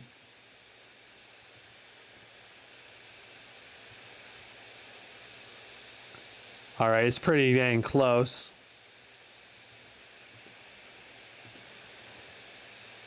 There we go. Now we're pretty much perfectly lined up.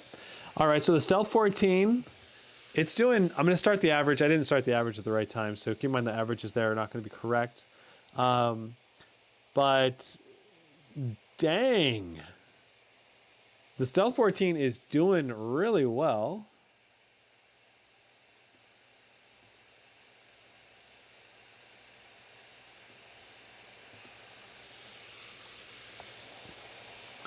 All right, so it's basically matching the exact FPS almost for the Zephyrus G6. So we need to take a look at the end result though, right? We need to take a look at the end result to see how much is measured by the actual game benchmark. Whoa, they changed the layout here as well. So we ended up getting 86 FPS.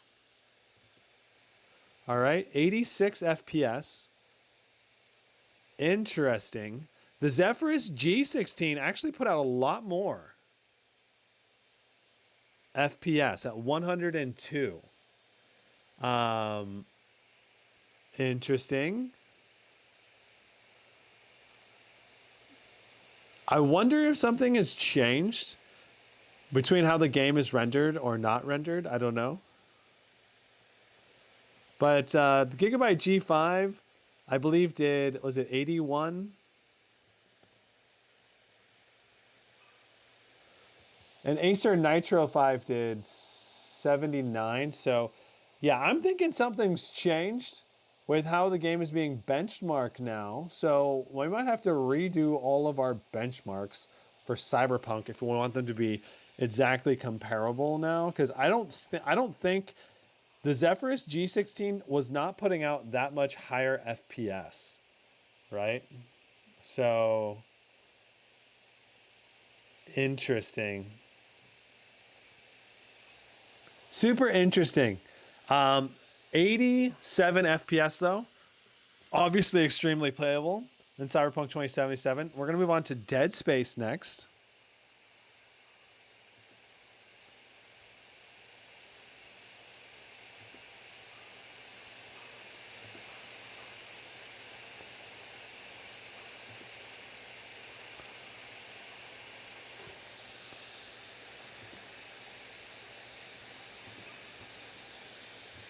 So Dead Space being a very CPU bound game, in especially a CPU that is not super overpowered, right? Because this is not a very powerful CPU necessarily. So it makes it so that it basically makes it so that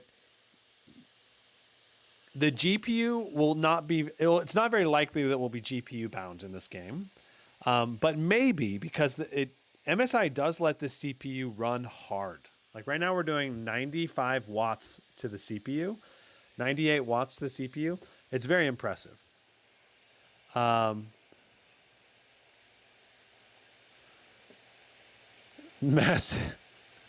Masses says, not a very nice way to tell him to stop talking. LOL.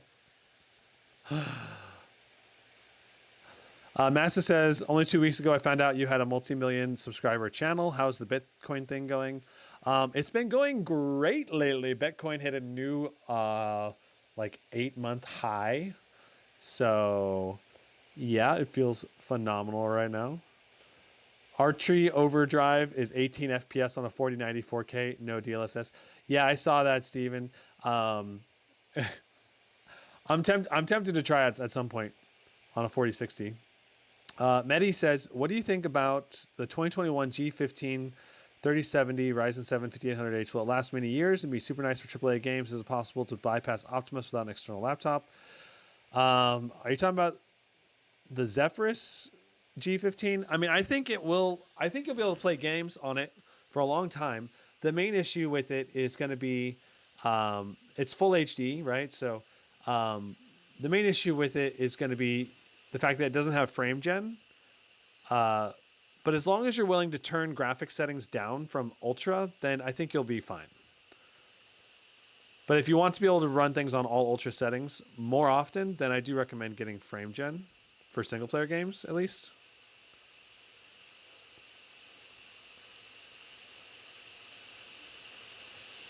But for example, if you were to buy the laptop, so we're going to do 16 by 9. Everything's ultra quality, DLSS on quality.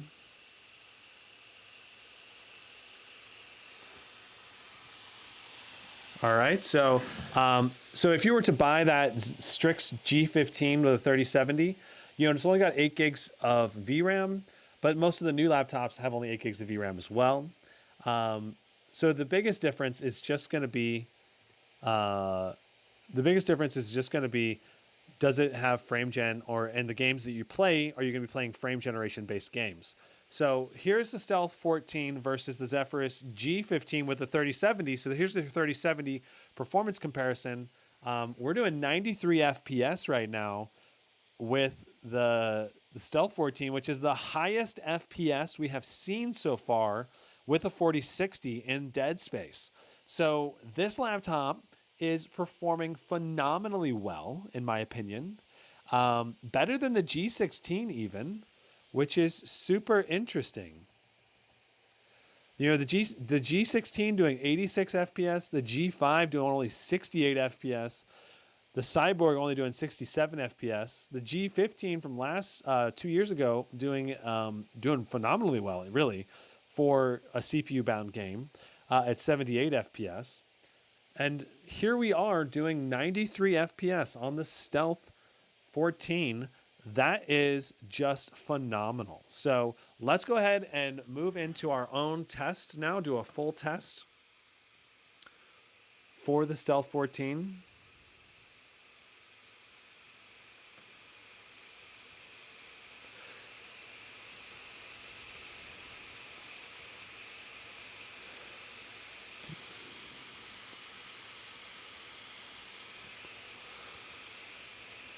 Look at our temperatures as well. Usually Dead Space is one of those games that really maxes out your CPU temperatures in particular. And the vapor chamber in this laptop is doing really well, giving us, 78 degrees is the highest I think I've seen. We have not gone higher than 80 degrees on the CPU. Phenomenal job, MSI, on cooling this laptop. Your engineers did great with the vapor chamber. Notice that our GPU wattage is only doing 70 watts right now, and we are CPU bound. We're not hitting 100% GPU utilization. At least when we're looking this way, we're only, we are CPU bound, only doing 80 something usually for most of the walk over here. Okay, so we're gonna go ahead and walk down the corridor now.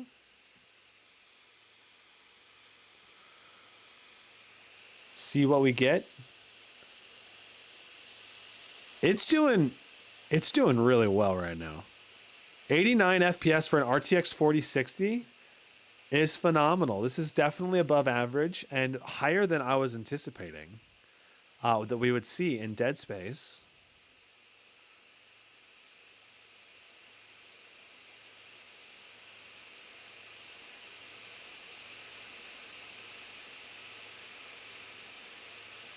This is great to see. Love it. Okay, so stopping it right there. 95.44. 95.44 for our final result for the Stealth 14. That is just fantastic. I love to see it. Nice. Okay, so next up we have God of War.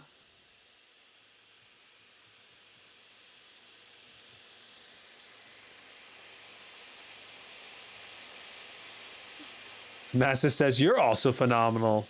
I really enjoy hanging out with you in your streams. Good, man. Massa, are you high right now? You seem a little bit extra friendly. Massa, how is the game so CPU heavy? Doesn't it look like there's that much computing going on? I'm thinking it's something to do with the game engine and the fact there's like all this complex shadowing and objects in the game. I'm not sure. Big Jesse says, I'm just glad you found a healthier audience, not one bent on destruction. Stay blessed and happy, dude. Thanks, Jesse. So if you play with something like 100% FPS on 144 hertz, that on that 300 screen with Optimus and Adaptive Sync, it's okay. Yeah, sure. If you want to play 144 hertz with that, it's going to be just fine. Yeah, it's not a problem. Okay, so we need to change our resolution. In order to do that, well, let's do a test real quick with God of War. And then we'll do a split screen test as well. Notice our temperatures. Still phenomenal overall.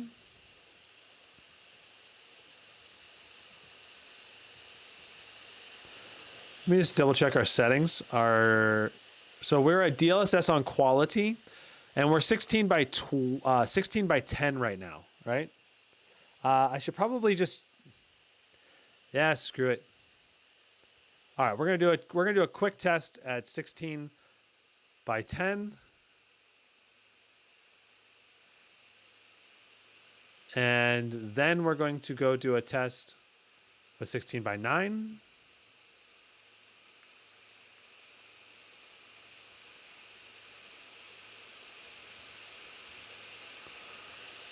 Okay, so we got 6327. Let's go ahead and change our resolution.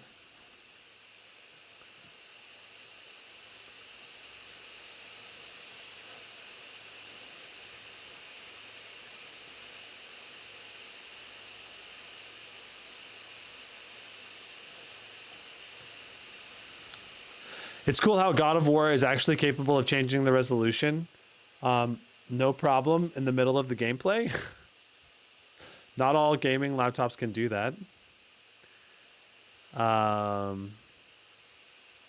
Nice.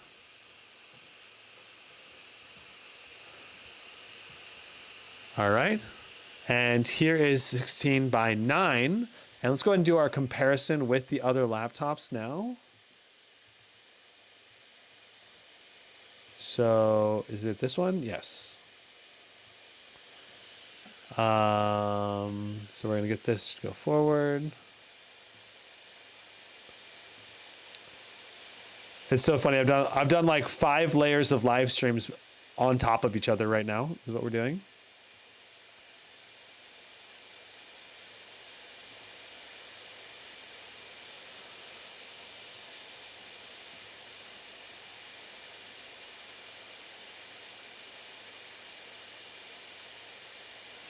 Oh, interesting. So we're just at the starting point right now.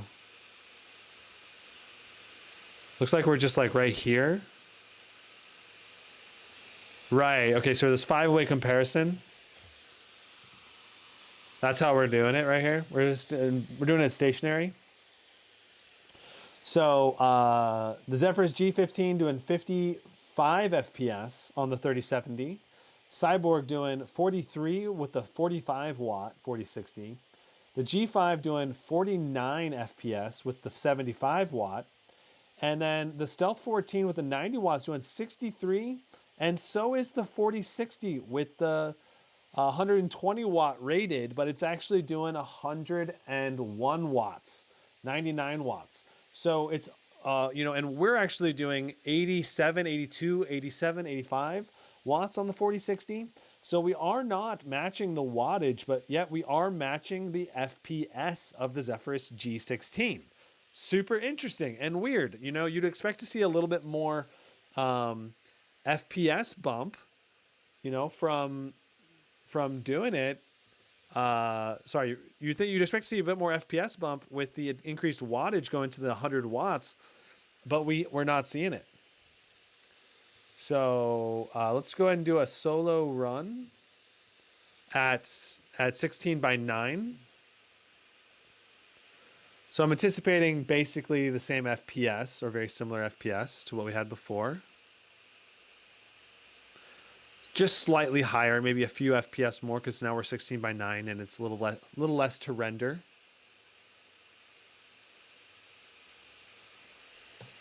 So 66 FPS 30 for our 1% lows. That's obviously phenomenal. Love to see it. Let's move on to Hogwarts Legacy.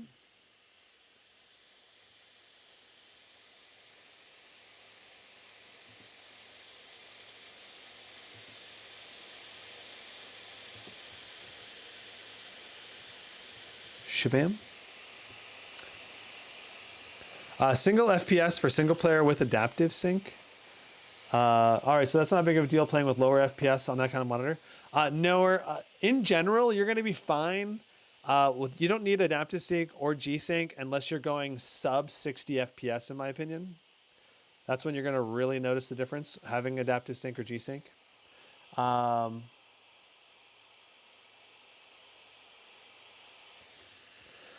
And just to check,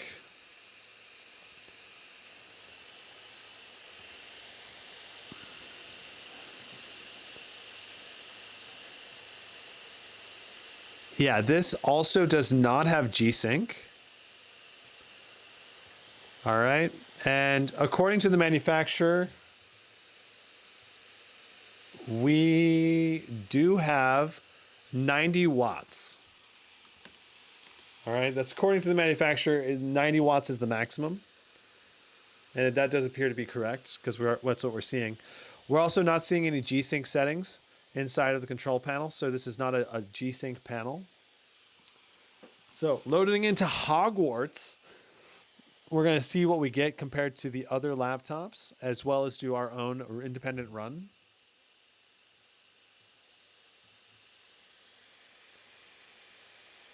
Ibrahim wants me to test on high settings again.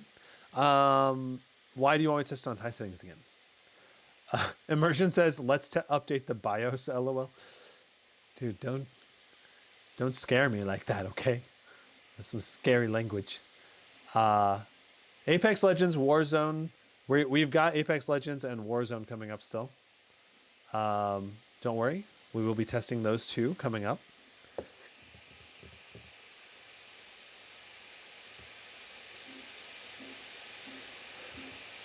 Uh, 60 FPS with adaptive sync for solo games.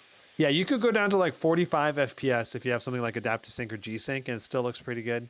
But for single player games, you really want more than 60 FPS, ideally. Even like 90 FPS, I think, is my target usually for single player games. Because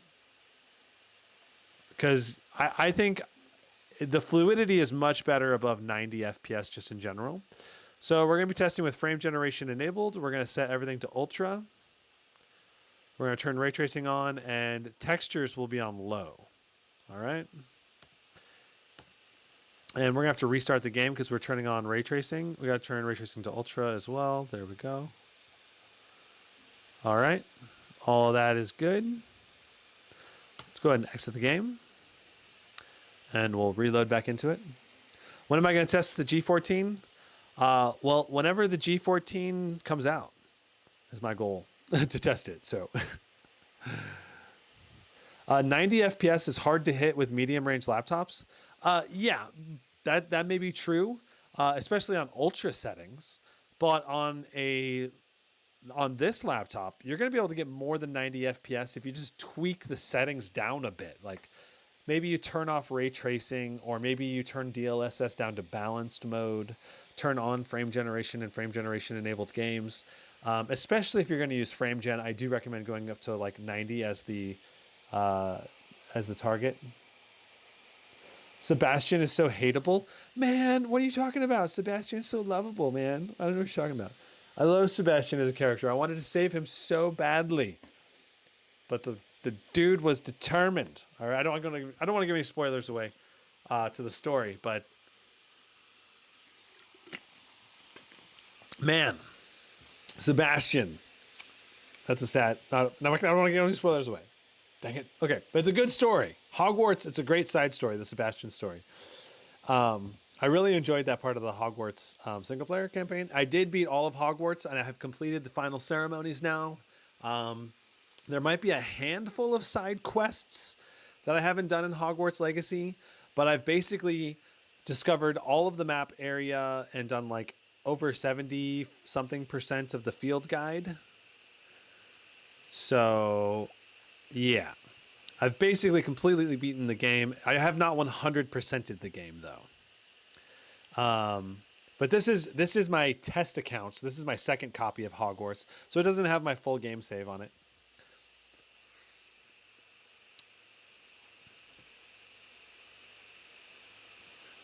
But I definitely did really enjoy playing the game overall.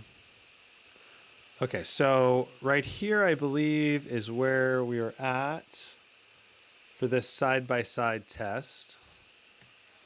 All right, and here we go. All right, so you can see with the Zephyrus G16 is doing 90 FPS. We are doing 88 FPS. That's phenomenal.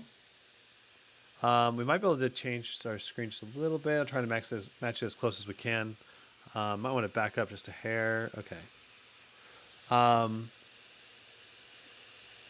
The Cyborg only doing 60 FPS. This is doing 50% more FPS than the Cyborg. 73 on the Gigabyte G5. 89 on the Stealth 14. And yeah, I mean, we're basically matching the Zephyrus G16, a larger laptop that's supposed to be higher wattage. You know, again, we're not doing 90 watts. We're doing 69 watts right now to the GPU, 49 to the CPU. And the G16 is doing higher wattage to both the CPU and GPU, and yet this is doing better performance. I'm guessing it's because we have dual channel memory in this laptop versus only single channel in the G16. That's my guess in terms of why we're competing so well with the Stealth 14. Yeah. Let's see. I'm not sure if you can see all of those. I just changed it. If you guys couldn't see it before, you can definitely see it now. Overall, phenomenal performance. Once again, from the Stealth 14. Very impressed with the optimization of this laptop. It's kind of in the sweet spot of optimization, I think. So let's go ahead and move on to our solo test for the Stealth 14 here. Need to pause this. So we need to run up this area.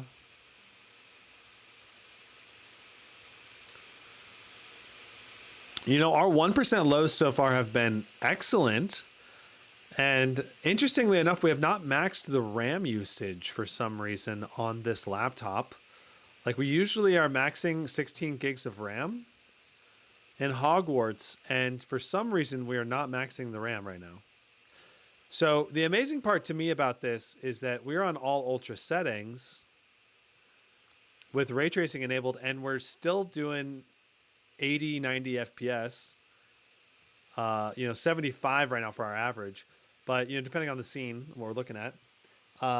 So pop it over here. There we go. There we go. All right. So Hogwarts. Let's go ahead and run down the center lane here. 85, 83,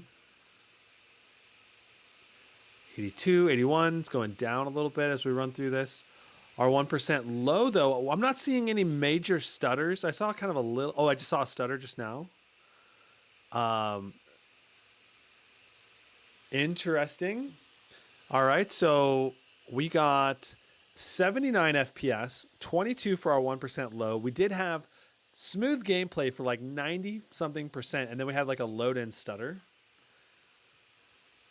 Overall, this is going to play Hogwarts really, really well. It's great to see it.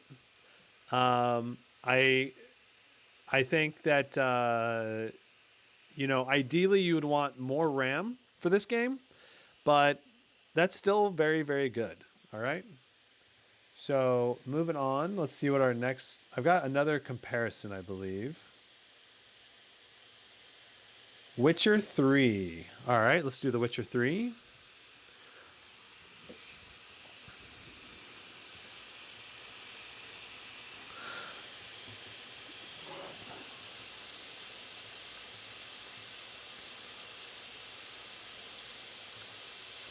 So getting this thing set up.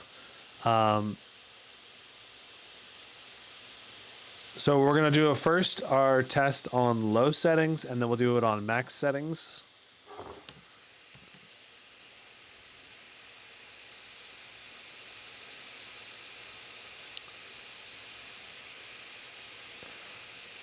All right, so low settings with DLSS quality.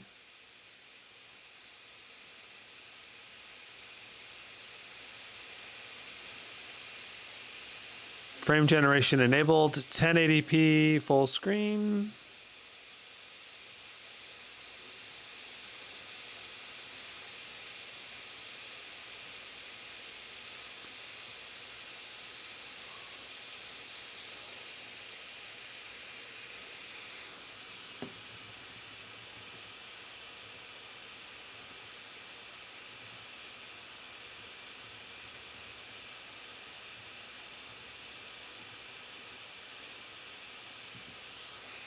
Beautiful. All right, so we're almost loaded in now.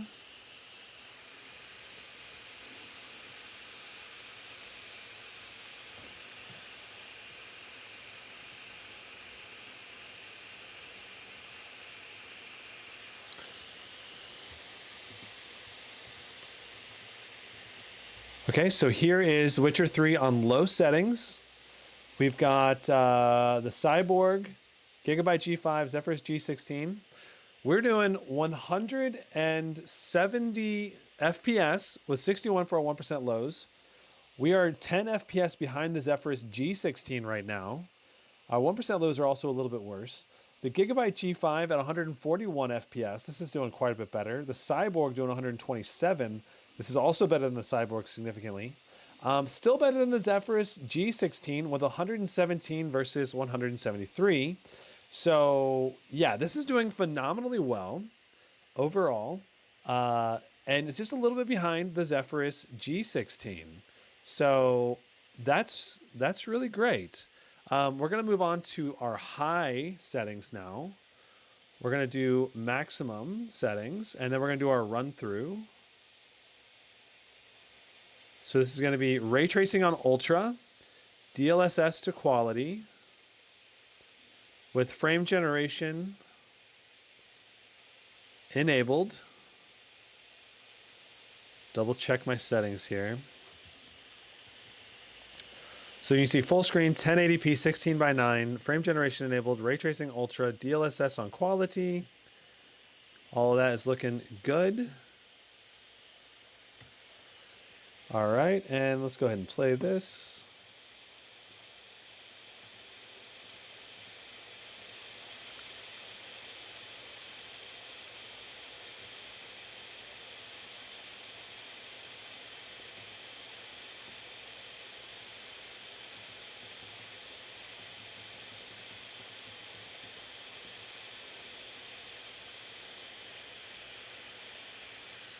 All right, so here is our 5-way benchmark now.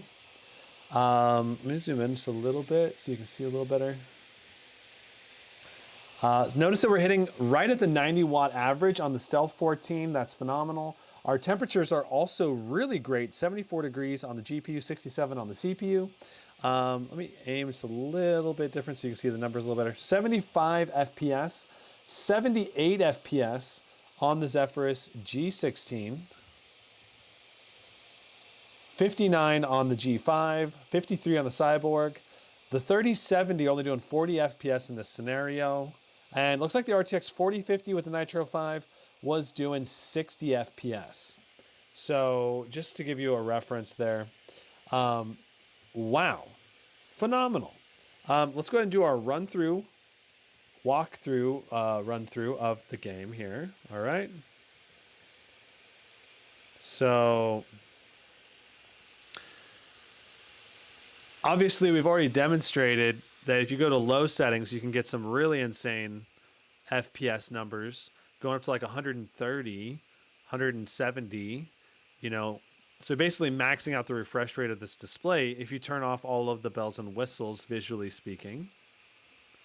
So keep in mind we're in 16:9 aspect ratio, just so I have easier to do comparable benchmarks. All right, so we're going to go ahead and run through this now. Crap. Let me make sure. Okay, yeah, we were good. I wanted to make sure we were good. So let me try it again. Let's restart it. Okay.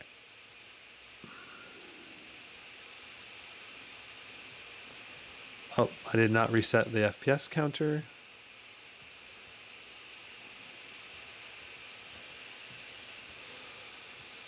Okay, here we go. Interesting, our 1% lows took kind of a hit right out the gate. Must have stuttered early.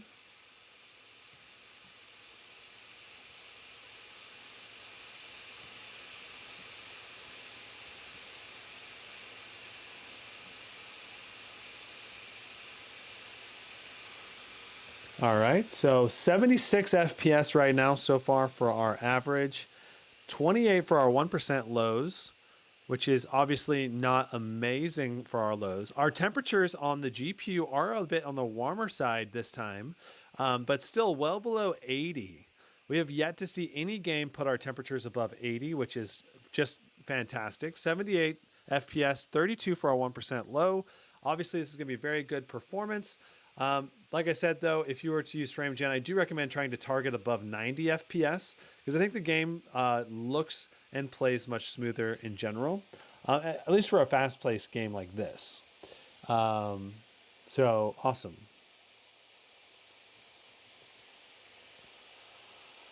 Ninja says magnificent temperatures. That's right. They are really fantastic temperatures. Fantastico. Okay. Abram says, I think you should include Plague Tale Requiem in the benchmarks. It's a good indication for performance. That's not a bad one. I should consider adding that. All right, let's try Last of Us.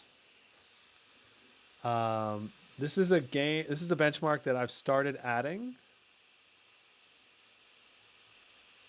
Last of Us. This one's going to be a little bit different.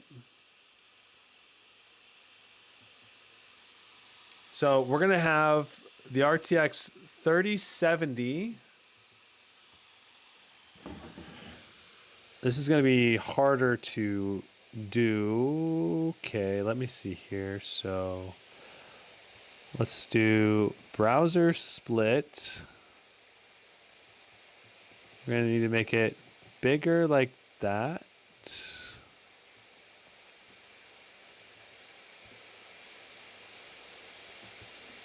All right, so just like that. So this is going to be the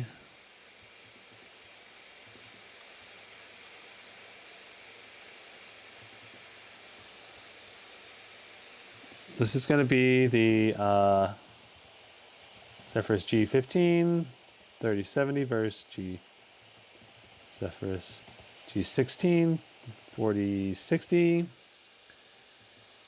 All right, on the top. All right, and then on the bottom here, we're going to do the GH5. And we're going to need to bring this up like that. All right, so we'll have the Stealth 14 over here on the left.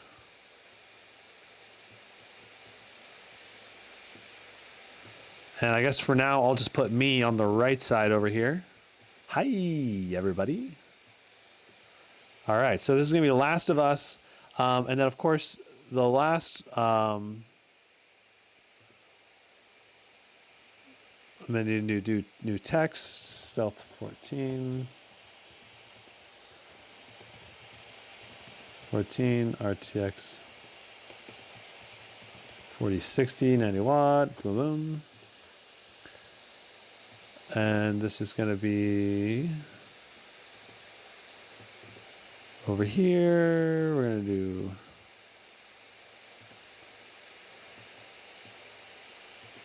I usually try to set this up beforehand, but this was actually one that I had not anticipated doing, but I figured why not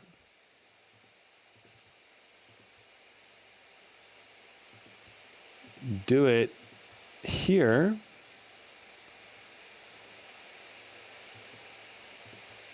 Why not have a comparison for you guys?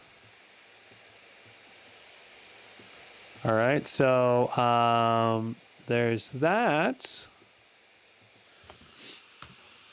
Let's go ahead and get into it. Keep in mind that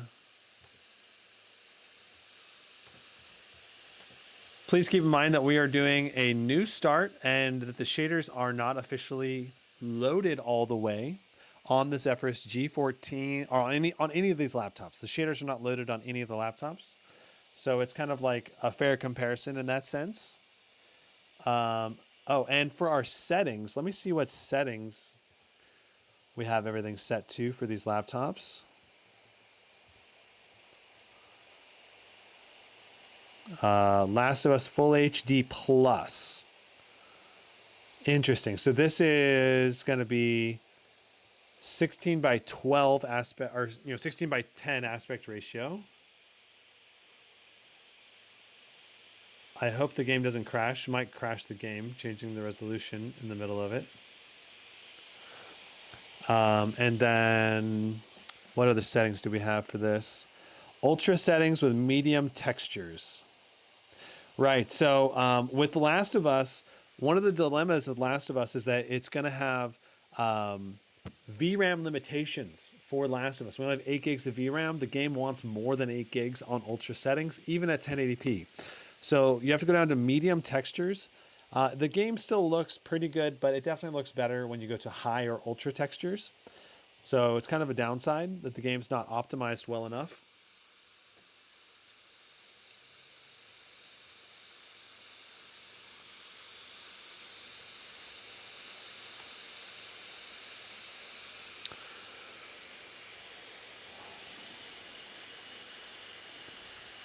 So I want to pause it before we make any more progress here because I want to make sure that we have all the correct settings.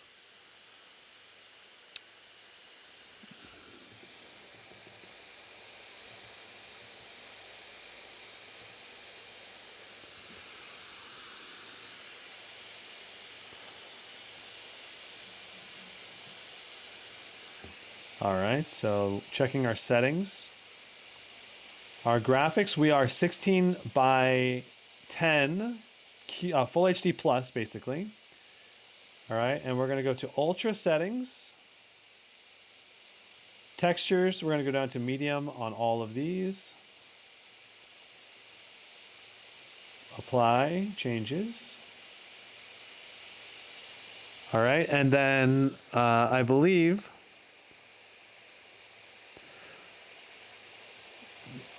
Did we turn on DLSS? I can't remember. I know this has DLSS, but I don't think we turned it on yet.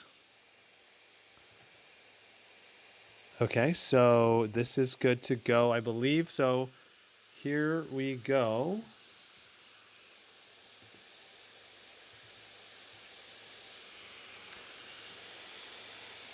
All right, so we have the RTX 3070 on the left, the Zephyrus G16 with a 4060 on the right, the Stealth 14 in the bottom left. Interesting. Wow, the Stealth 14 is outperforming the Zephyrus G16 right now. Notice that the wattage pull on the Stealth is actually higher.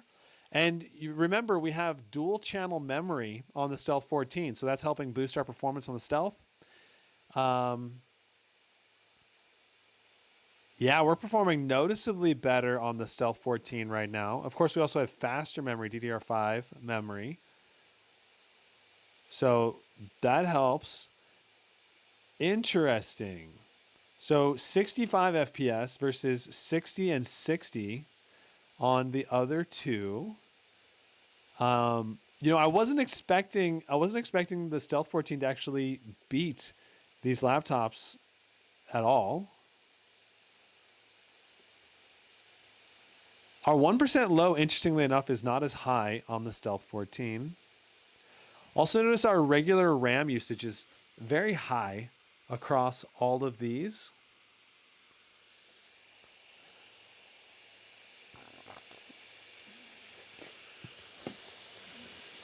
Interesting. Now our FPS average is going a bit higher. Oh, interesting. For some reason, the Stealth 14 FPS went down a little bit compared to the Zephyrus laptops. I'm not sure the exact reason. You know, our CPU is pulling so much higher wattage on the Zephyrus G16. It's doing 65, 70 watts right now, which is completely opposite of what I would be anticipating right now.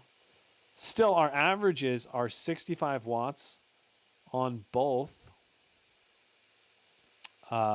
65 FPS on both the Zephyrus G16 with the 4060, and the 3070 is actually doing pretty well in this test at 63 watts, or sorry, 63 FPS. You're considering it's an older gen tech.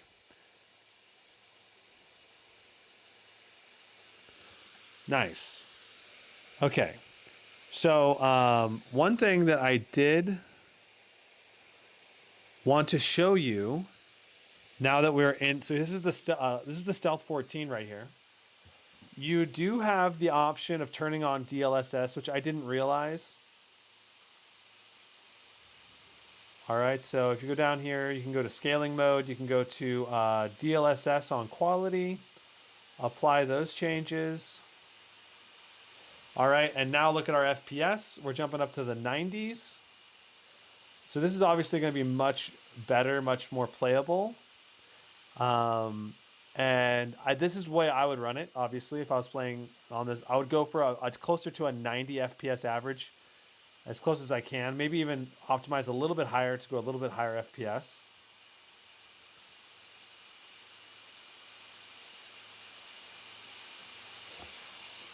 Nice. Okay, so moving on to Dying Light 2. Awesome. The stutters of us. Tharcia says, you aren't using frame generation to do the test, are you? Yes, we do. We tested it exactly how gamers are actually going to play the games. Because I think the vast majority of gamers are going to use frame generation. And we have done a number of tests where we had no frame generation, though, because, you know, games like Dead Space doesn't even have frame gen, right? So it's going to vary. But the games that have frame gen, I'm testing it with frame gen. So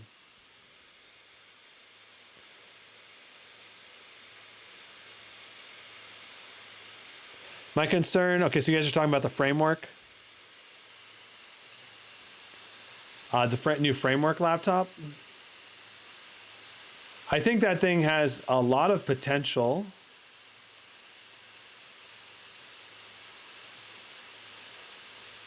So we're going to restart the game to get frame generation turned on. So I think the framework laptop has a lot of potential. The issue I have with the framework laptop right now is mainly has to do with it doesn't seem to be created around a high TDP limit. Like, it seems like the wattage for the GPU portion doesn't seem like that high of a TDP. There's only 2 heat pipes to it. So I'm guessing it's going to be only be for lower wattage chassis. But maybe they'll come out with new different chassis additions that allow for higher TDPs. So, okay, so we've got ray tracing on high quality, full screen mode, 16 by 10 right now. Let me see, did I test Dying Light 2? I did, and we did it in full HD plus. So let's do the browser split. All right, so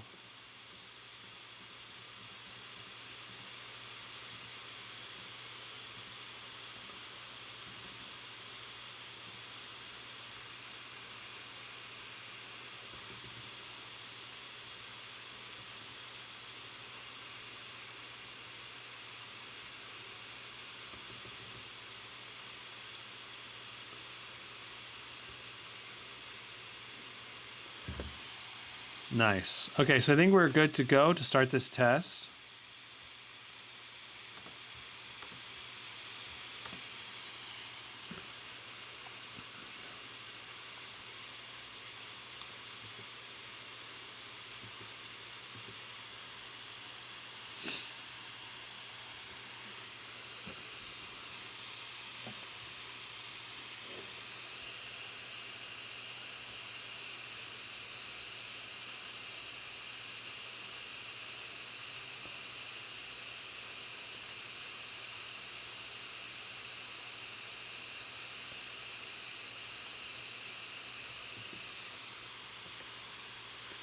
Nice. All right, that looks pretty dang close.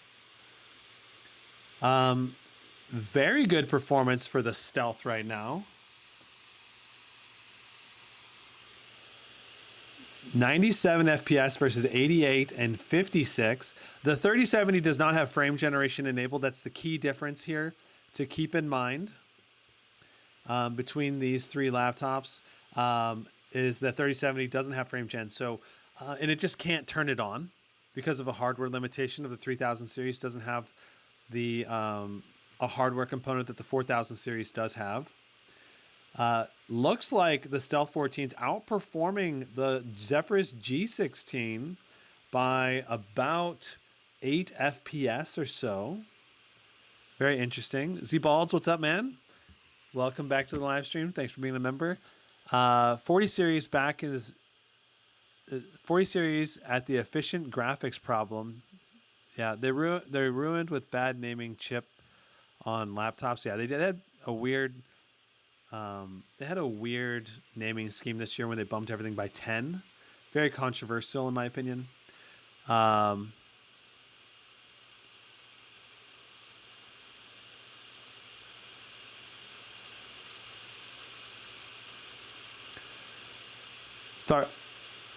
Tharcio, I am using frame gen right now on the 4000 series and not using frame gen on the 3000 series.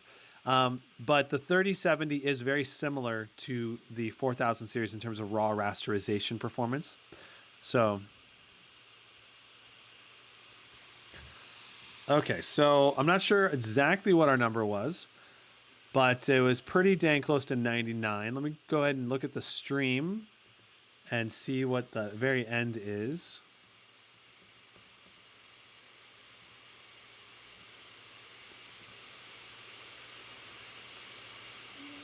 So looks like 99 FPS was indeed the end of our stream for our FPS count. So we beat the Zephyrus G16 by about 8 FPS. And compared to a 3070 without frame gen, it was only getting 59 FPS, which is a huge difference in performance, at least in terms of visual smoothness. Excellent. So let's go ahead and move on to Call of Duty Modern Warfare 2 next. This is a very CPU-oriented game when you have a high-powered GPU. So it's going to be interesting to see what kind of performance we get with Call of Duty Modern Warfare 2 on this laptop. And it's a very esports-centric game, obviously. So we'll try playing it at the native resolution, 16 by 10 aspect ratio.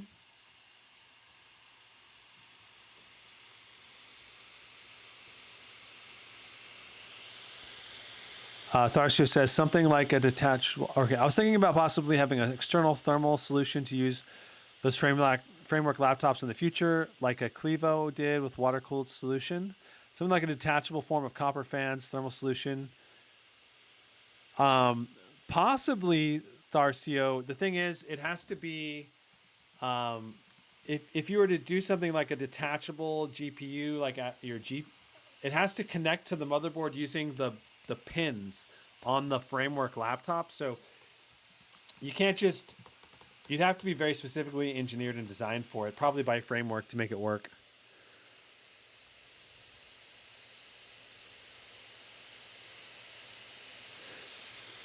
Okay.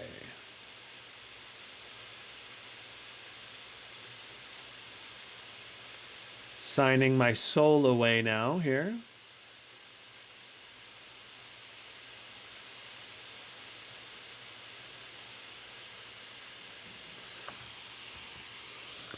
Trolio says, which is better, Red Dragon K30 Dragonborn EYOSO Z686 Logitech G203 or Logitech G205? I'm guessing those are mouses, and I'm not sure which one's the best. I'm not an expert on all those mouses that you listed there. Steve Onashi says, frame gen is worth the upgrade to the 4000 series. I think for a lot of people, it will be if you're a single player gamer mainly. It's going to be a big jump in performance in terms of smoothness of gameplay experience, as long as the frame generation is implemented well and you're playing those games that have frame gen. If you play games that don't have frame gen, there's not as much of a point, right? If all you play is Apex Legends, you don't really need to upgrade, or certain esports games. If you already have enough FPS, there's no point in upgrading. But if you want to play games like, if you want to play games like Hogwarts, it's such a big difference when I upgraded from the RTX 3080 up to the RTX 4090. It was like almost a 3 times increase to smoothness at a higher resolution too. So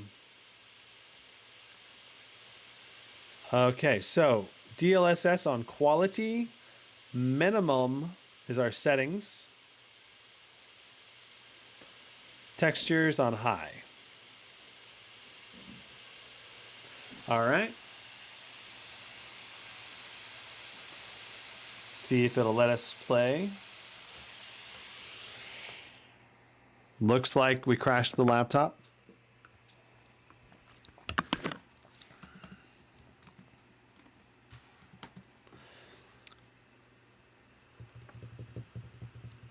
Dun dun dun dun dun dun. Yeah, it completely crashed to being turned off.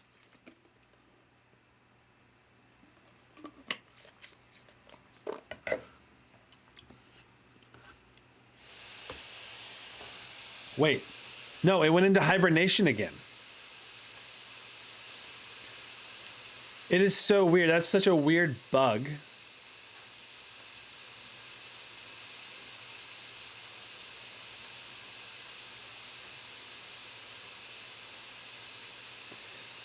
It's like the Windows is randomly putting us into hibernation mode, which is a super weird thing. I wonder what in the world could cause something like that. I'm probably going to let MSI know about this in an email, because that's kind of a weird bug.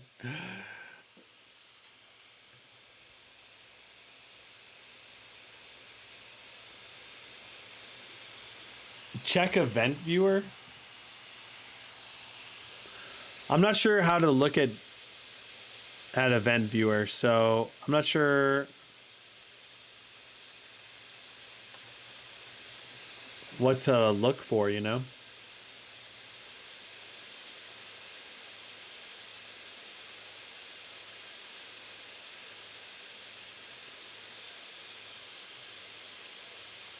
I'm guessing it's inside of here.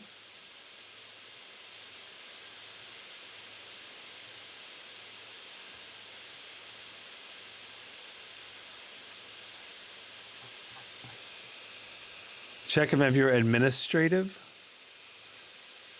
I don't see any administrative custom views. Okay. Custom views, administrative. Interesting.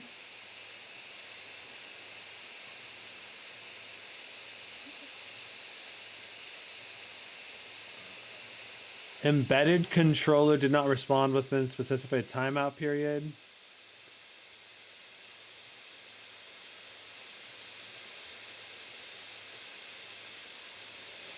Looks like everything that happened was like right here. The Wi-Fi adapter. Looks like it's maybe related to the Wi-Fi adapter. I don't know. It's super interesting. Mars says, bro, how's it going? It's going great. I've been very impressed with the Stealth 14 performance so far. We have seen almost equal to the Zephyrus G16 or better performance in almost every game. We've seen better performance primarily in CPU-bound games.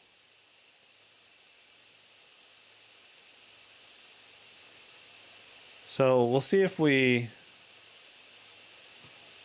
crash again.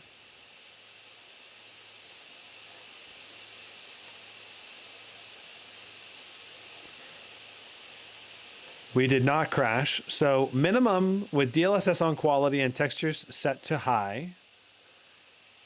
Let's hop into a battle royale.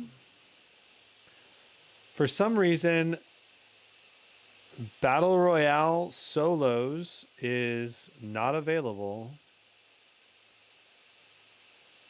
I have no idea why.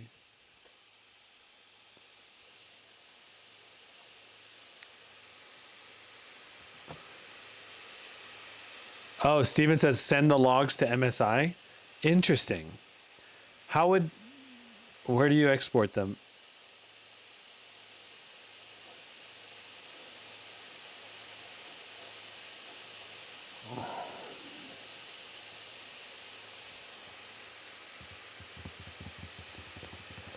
Yeah, I would invite everyone to like the live stream if you are enjoying this kind of content and you want to see more of it.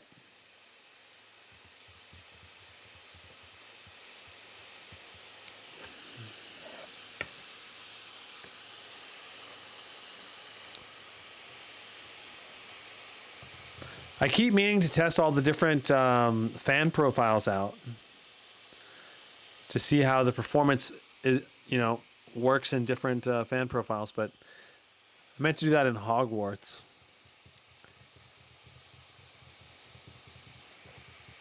I don't think we'll have time to do that anymore.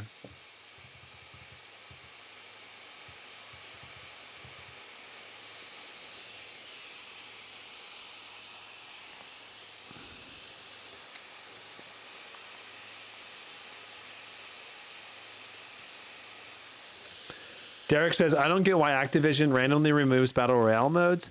Makes zero sense. They do it all the time. Yeah, why would you remove solo mode? Like, that's the one thing when I play Warzone. That's the one thing I play.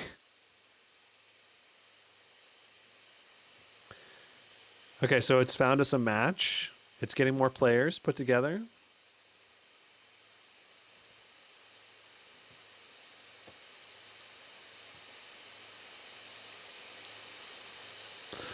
We got our teammate here.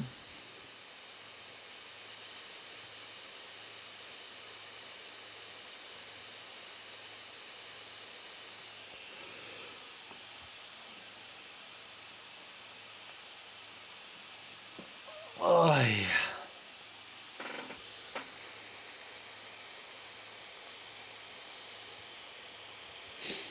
My teammate is going to be like, what the heck are you doing?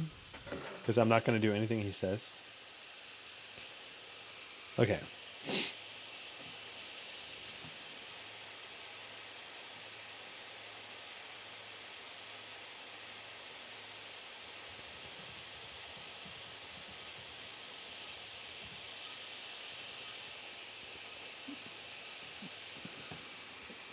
So I do have the sound on, so I'll see if I hear any left-right audio noise or not.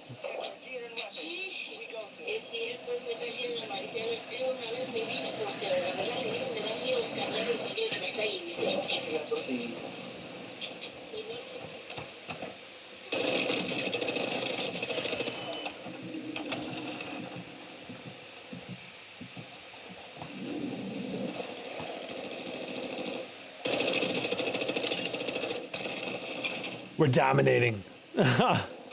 Okay, so our FPS is like in the 90s,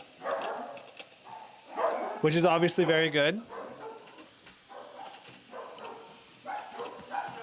We've got someone at the door. You know, the ideal for this game, when you're using like the i9 chip, you're going to be getting closer to hopefully like 150. So just know that's kind of like the golden standard of the high end.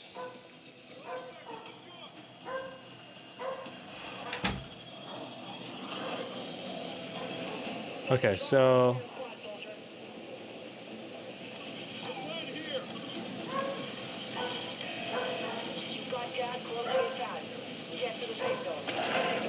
we're going to try to land in the same spot each time,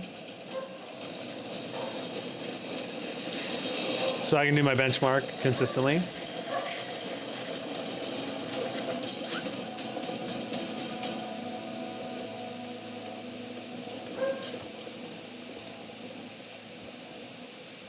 Our teammate is like, what the heck are you doing? Okay, so here we are in Warzone. Let's see what we get.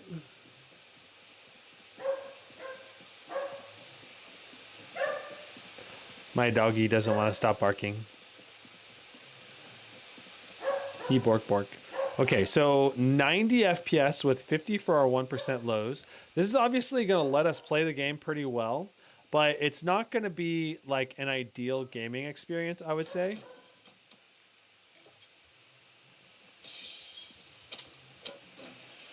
I mean, it'll be a good one. It's just not going to be like a super competitive one. You know, it depends on how competitive you are. If you're like the kind of person that's like, oh, I got to get like at least 120 FPS in every competitive shooter or something.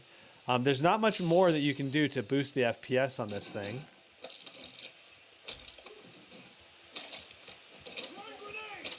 Oh, I just threw a grenade. Or something, I don't know. That's weird. Okay, so I got a sniper and a shotgun. We've got 88 FPS right now. Obviously very good.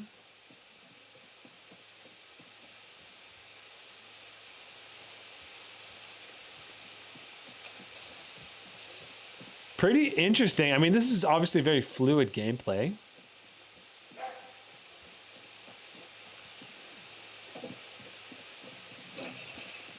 I'd love to be able to shoot someone, but I don't think we're going to be able to. I don't see anybody to shoot.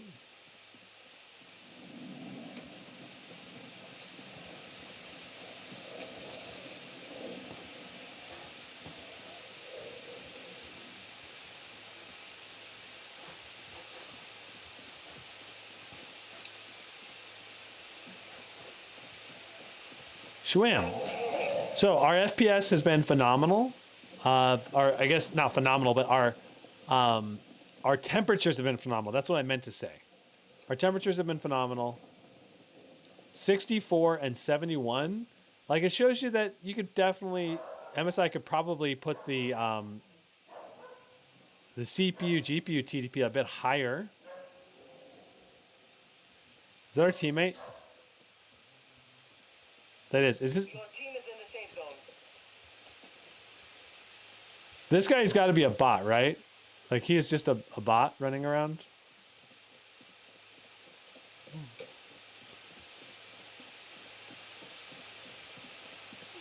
Okay, it makes me feel better about exiting the game because it's just a bot.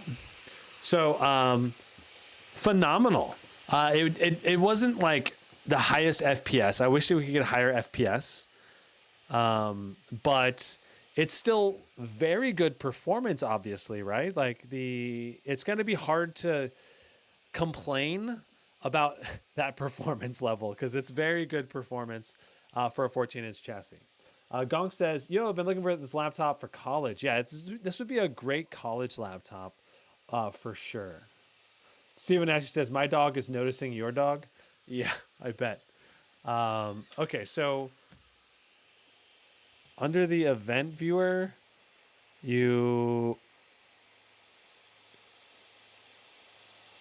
okay, let's see here.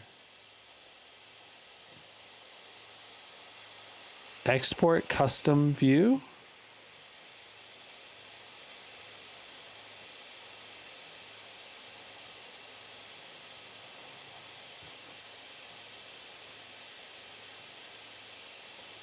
Let's see here.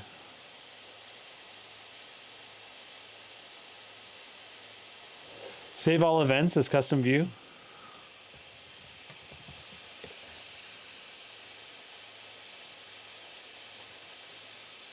Okay, well, I saved them. Gong says, do you think battery would be an issue? I plan to use it in class for note taking. If you go to the integrated GPU option, I think you're going to have pretty dang good battery life with this laptop. It's a 72 watt hour battery. So, I mean, I'm guessing if you optimize well, you're probably looking at like 5 to 7 hours of like web browsing time, maybe a little bit more or less. So, and then if you optimize really, really well just for note taking, you could probably do more than 8 hours, I bet, for just note taking.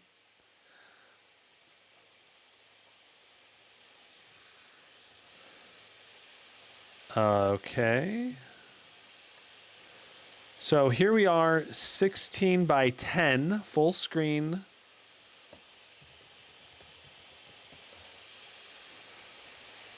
We're ready to do our CSGO benchmark.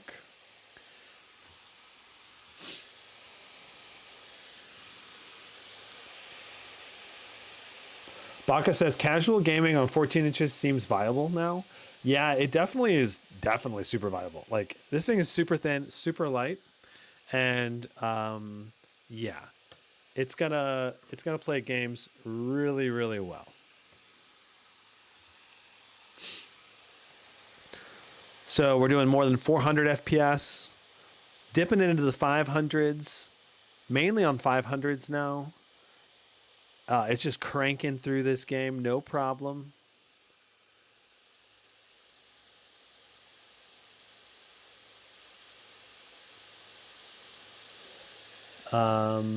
Derek says, okay, never mind. We already read that. Since you didn't B-spot, it may have logged an error on the time.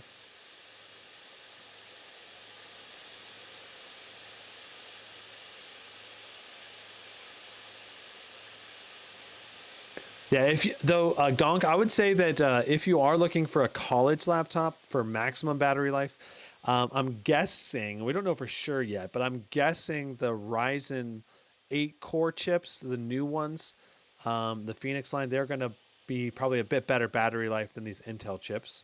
Not necessarily that the battery life on this is going to be terrible, but if you were to go for those new Ryzen chips, I'm guessing you're going to get at least 3 to 4 hours more battery life, being, they're so power efficient on 4 nanometers. So we'll have to see. I'm a comp sci major, LOL, they say, to get a gaming laptop.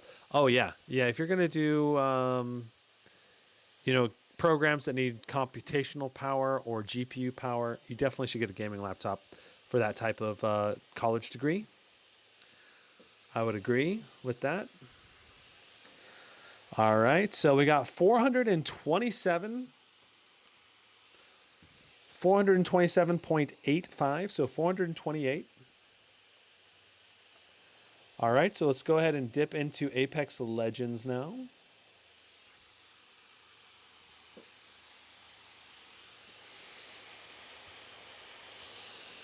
Okay, hold on 1 second.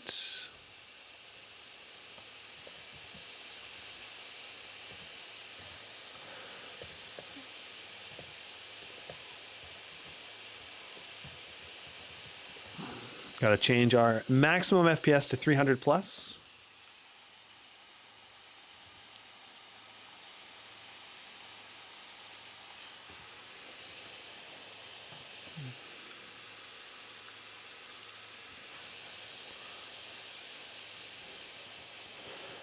So this is a 165 hertz display, and our target is 165. Ideally, we want 165 for our min 1% low in esports games, if possible. That's like the ideal. But as long as we're hitting well above 165 for our main FPS average, then I'm happy. But ideally, we also want over 100 for our 1% min. But 165 is like perfect if we get over 165 for both. Especially in the training grounds, which are, I think, a little bit less demanding than an actual match. So we're going to go into firing range.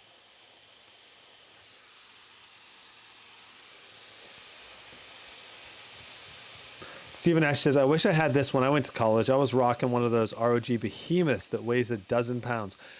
Oh man, this laptop would have been so awesome when I was in college. I did do a mixture of different types of laptops when I was in college. Some bigger, some smaller.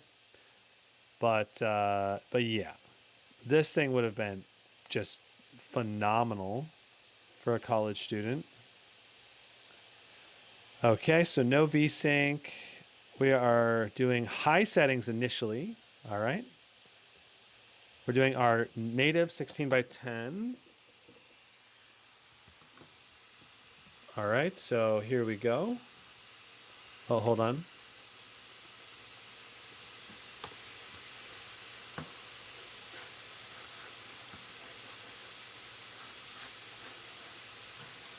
Okay, so this display feels awesome to game on. Feels very smooth, very responsive with no ghosting that I can see. And we are not even on low settings yet. 138 FPS for our average right now. 84 for our 1% low is good. This is obviously on high settings though. So let's go ahead and set everything to low settings.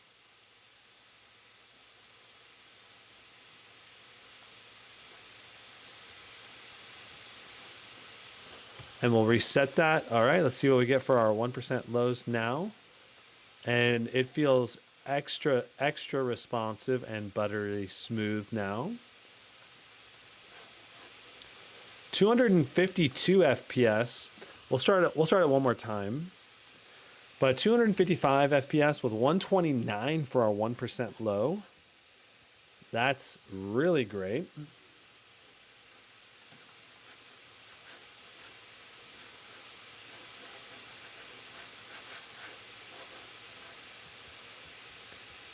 Our 1% low, interestingly enough, went down to 80, 75. So our 1% low hasn't changed very much. We seem to be still kind of in the same ballpark for our 1% lows.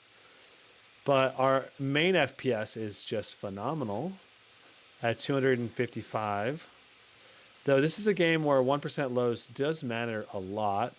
Okay, our 1% lows are coming up to be a bit higher now, 130.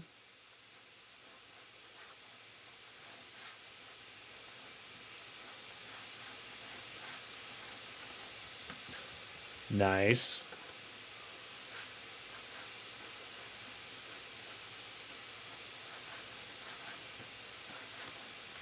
Okay, so let's hop into a match. We ended up with 140 for our 1% low. That's absolutely phenomenal. Let's go try to kill a few people.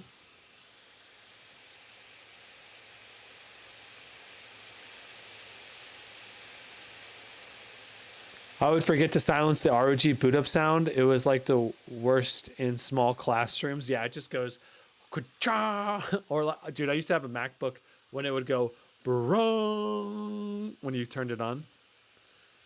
And yeah, that was pretty annoying.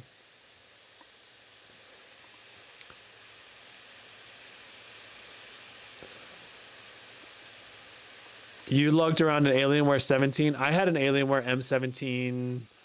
I can't remember which version it was, but it was like an R3 or something.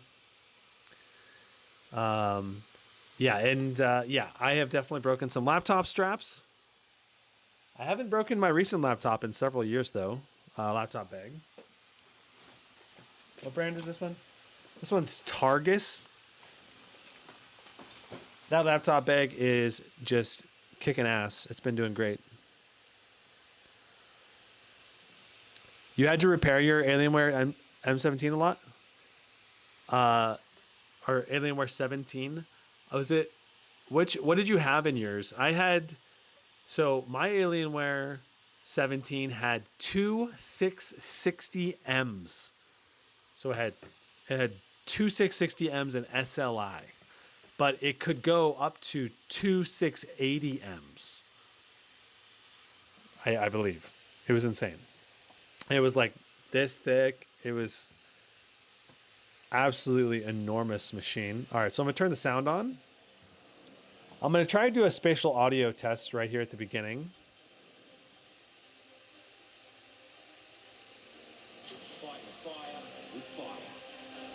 Ah, good old SLI. I know, right? That SLI was awesome. And in certain titles, and then it was completely irrelevant in other titles. You're like, ah.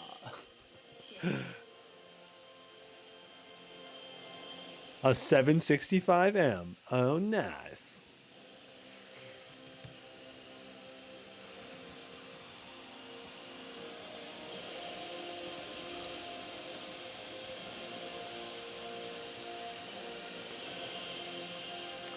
It was heavy, but temps were really good.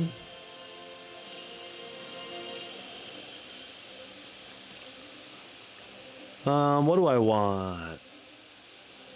Yeah, we'll do this one.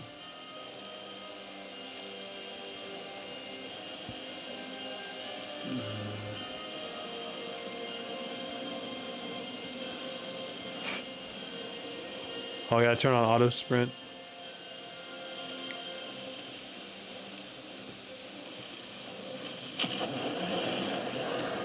Okay, so I've just enabled They got a zone. That's a bad thing.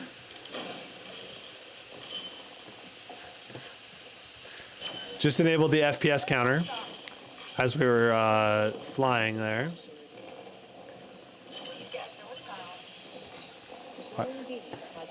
So I can definitely hear spatial audio left, right, around me, at least a little bit. But it's not very strong, so I wouldn't rely on it if I was, you know, needing to have it.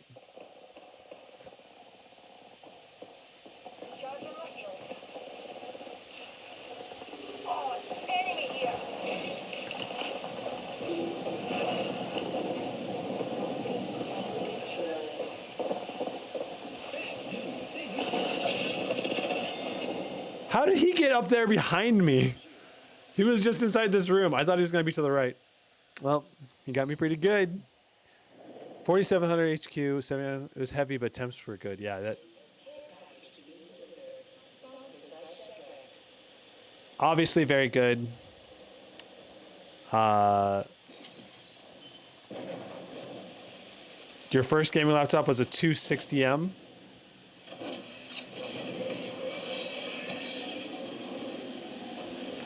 Ooh, can we get a special gun?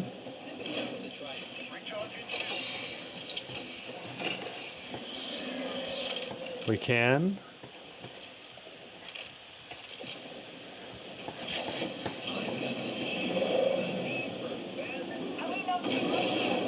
Oh.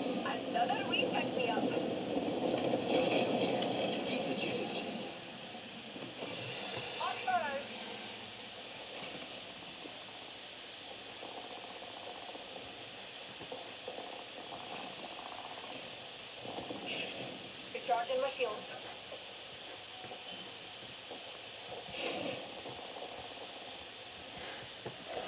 We're gonna attract some enemies over here for sure.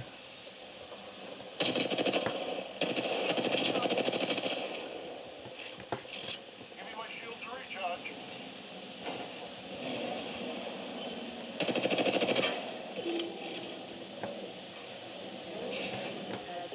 Give me my shield to recharge.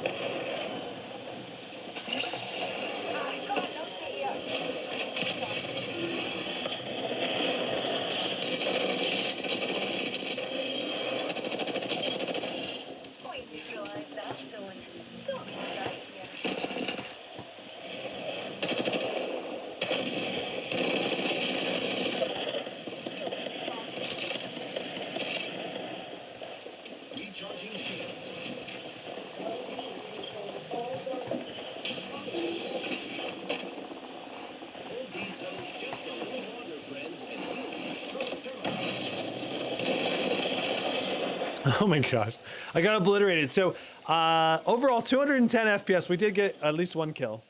I'm glad we got one kill. But overall, very good performance, 210 FPS. Our 1% lows were not ideal, but I think that gives us a good enough example of the overall performance levels. The one thing I really wish we had time to test was the different... I guess we can go ahead and do this while I am talking. But let me go ahead and get ready to do the overview summary of everything we found out about this laptop. So So the cool thing about this laptop, I think, is just how well engineered it is. Like, you can tell MSI has painstakingly like tried to optimize the performance of this machine so that you get consistent good FPS in a lot of different titles. They didn't shortcut this system in any way. It's got a good display. It's got Windows Hello. It's got a metal chassis. It's lightweight. It's fairly rigid. It's got a good keyboard, a good touchpad. I guess to me, the biggest downside, one of the biggest downside, is just the ports on this only having one USB-A, right? So let's go ahead and look at the ports. So on the right side here, you can see we have one USB-A, headset port, and then we got a Thunderbolt 4 port. On the back, we have no ports at all. And on the right side, we've got an HDMI 2.1 and then a USB-C. So we have no Ethernet port, only one USB-A. You know, you're going to have to get like a Thunderbolt 4 dongle or something if you're looking to, use a lot of ports, which is usually not something I like to have to do, right? I at least like to have at least two USB-As as a minimum. So let's test each of the fan profiles next. The good thing about the ports is that you do have the Thunderbolt 4. The Thunderbolt 4 is going to give you lots of flexibility for what docks you use or using an external GPU eventually.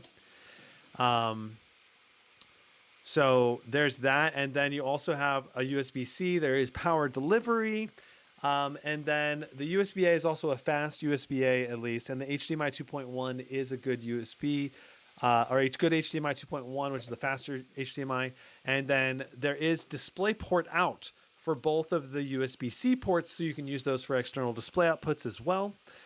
So that's really great. All right, so looking at our scene here, let's just flip around and look at this thing again. All right, so right now we are doing 70, 65, 43 for our wattage levels. So 70, 45, 70, 45, 70, 48. All right, let's pop over to balanced mode. Here's the audio going down.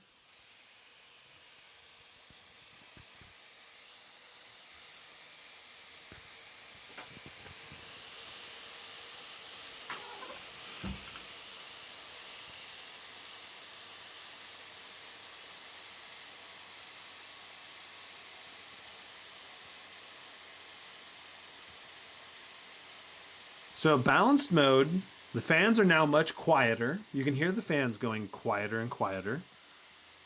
The temperatures have risen. We're starting to see some temperatures over 80 degrees on the CPU, but that's still not bad. Much quieter wow, the fans are super quiet now. I mean, wow, the fans are quiet. Our GPU right now is doing, yeah, the GPU is jumping around a little bit, but it's not as high as it was, right? We were doing 70, 45. Now we're doing 56, 40, 35. So we're definitely doing lower wattages than we were doing before. Our temperatures are still pretty decent. They're not amazing, but they're not bad. Let's go to silent mode.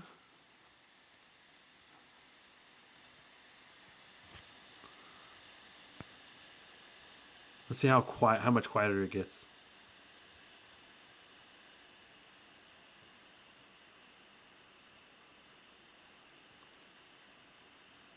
I truly cannot hear the fans now. Okay, maybe just a little bit. Very little.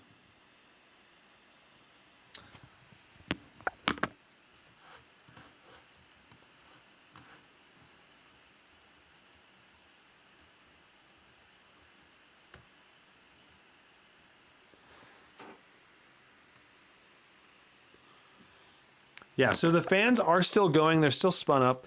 I can still hear them just a little bit, probably like 44, 45 decibels or something like that.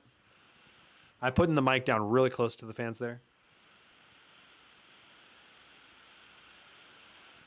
And we are still getting a decent decent FPS, 68 FPS. Our temperatures are higher than they were.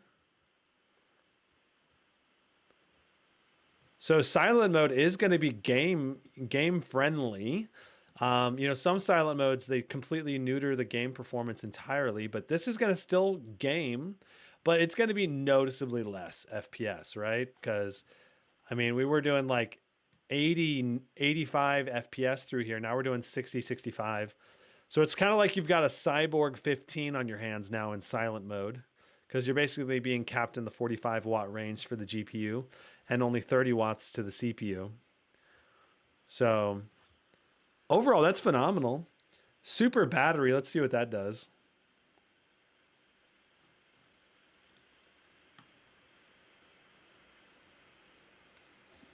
What does super battery do for us? Whoa, super battery drops it even lower. 15 watts to the CPU, 40 watts to the GPU, 30 watts to the GPU. I'm guessing it's 45. I bet it's 60 total watts, like 45 to the GPU, 15 to the CPU. You could still game at this level, but it's going to struggle. And the fans now are... I hear the Blade 18 more than the Stealth 14. So that's kind of your super silent mode. I guess it's super battery. Interesting. And here's going to be the change back to max performance, max fans. Here we go. 3, 2, 1.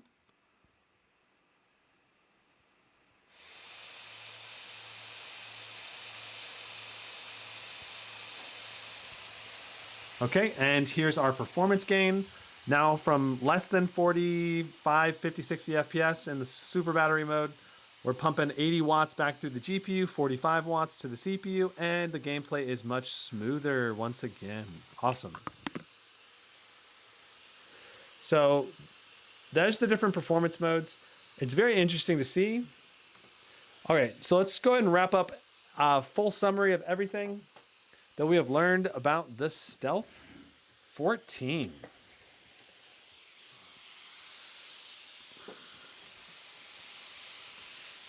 I guess let me turn off max fans as well. Okay, so let's summarize everything we have found out about this guy. All right.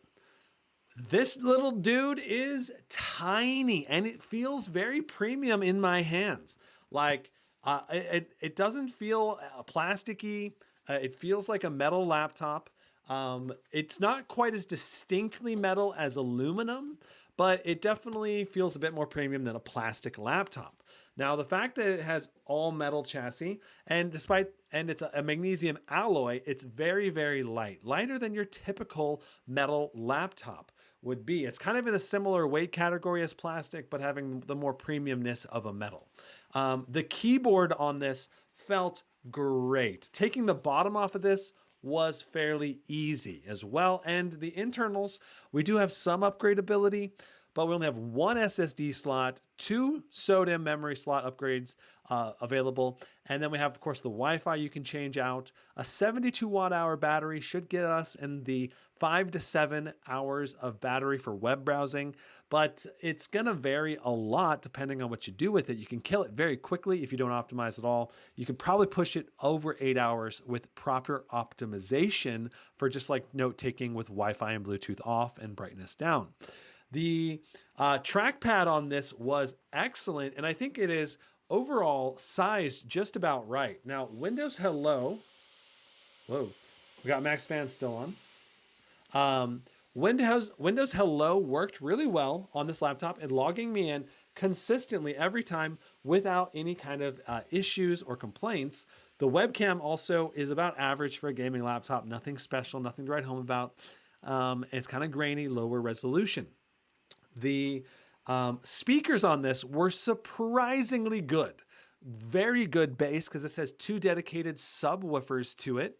And but the overall volume level is not as loud, and the clarity in the mids and highs are not as loud or not as clear as I think they ideally would be in a better quality speaker system. Overall, I gave the speakers an 8.5, which is still very good in my opinion. The ports on this laptop are very minimal. Okay, so if you needed lots of ports, you probably should skip this laptop. But the ports that you do have on it are very high quality.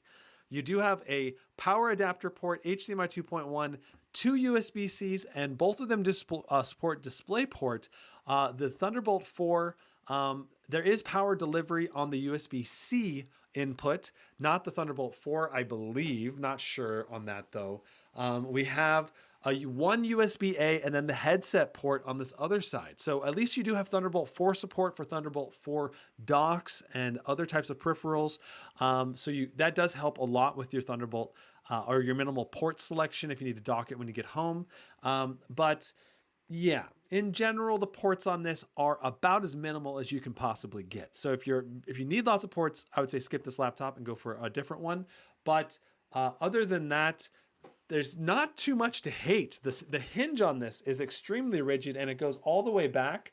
And it feels very premium. The RGB on this is not very unicorn vomit. It's very professional looking laptop in general. You can turn off the Stealth logo on the back and sides, and the keyboard backlight itself is not that bright. It could be brighter, in my opinion. The keyboard itself feels very good to type on, and the layout is pretty good. There's obviously no number pad. This is a 14-inch laptop, and that's okay. The Aero keys are not full size, which is kind of a bummer, but you do get page up, page downs on the tops of the left and right arrow keys with home and end buttons for those. Yeah, in terms of performance, let's talk performance summary. We saw this laptop match performance with the Zephyrus G16, which is a bigger 16-inch laptop display. So it's impressive that this was able to match the performance of the G16 or beat it in almost every single game that we tested. So that was excellent. Now, there was a few games where the Zephyrus G16 I think actually did come out ahead, which makes sense because it's actually a higher wattage RTX 4060, but this has dual channel memory out of the box and that one did not. So that's probably the number one reason why this occasionally beat the higher wattage RTX 4060 and the Zephyrus G16. Assuming you'd get like a 5 to 10% performance bump on the Zephyrus G16 with a dual channel memory setup, that one should beat this one if they both have dual channel memory. Yeah, and temperatures on this were phenomenal. We never saw over 80 degrees when we had max fans running. And when you go down to balanced fans, the fan noise was very minimal, and silent mode was extremely quiet. Still providing reasonable levels of performance, about 45, 50 watts to the GPU and like 30 watts to the CPU. So that's going to allow some good gaming, especially casual gaming. You might have to turn the settings down a little bit if you're going to go down to those quieter fan modes though, because basically you're significantly kneecapping the performance by going to those quieter fan modes. But at least you have the option, like if you're going to game without headphones, you have good speakers here for a 14-inch laptop. You can turn the fans down and you can still play those games, especially if it turns some of those settings down a little bit. But then when you do have headphones, you just crank everything up to max and set maximum fans on, and you're going to get phenomenal temps, like under 70 degrees in most games, under 80 for sure, depending on the game and title. Man, yeah, and esports gaming is phenomenal. The display on this thing is over 400 nits. What did we get? Like 415, 417 nits, I think, which is very bright. The contrast ratio only being, I think, 970 to 1 was not amazing, but it was still pretty good, better than some.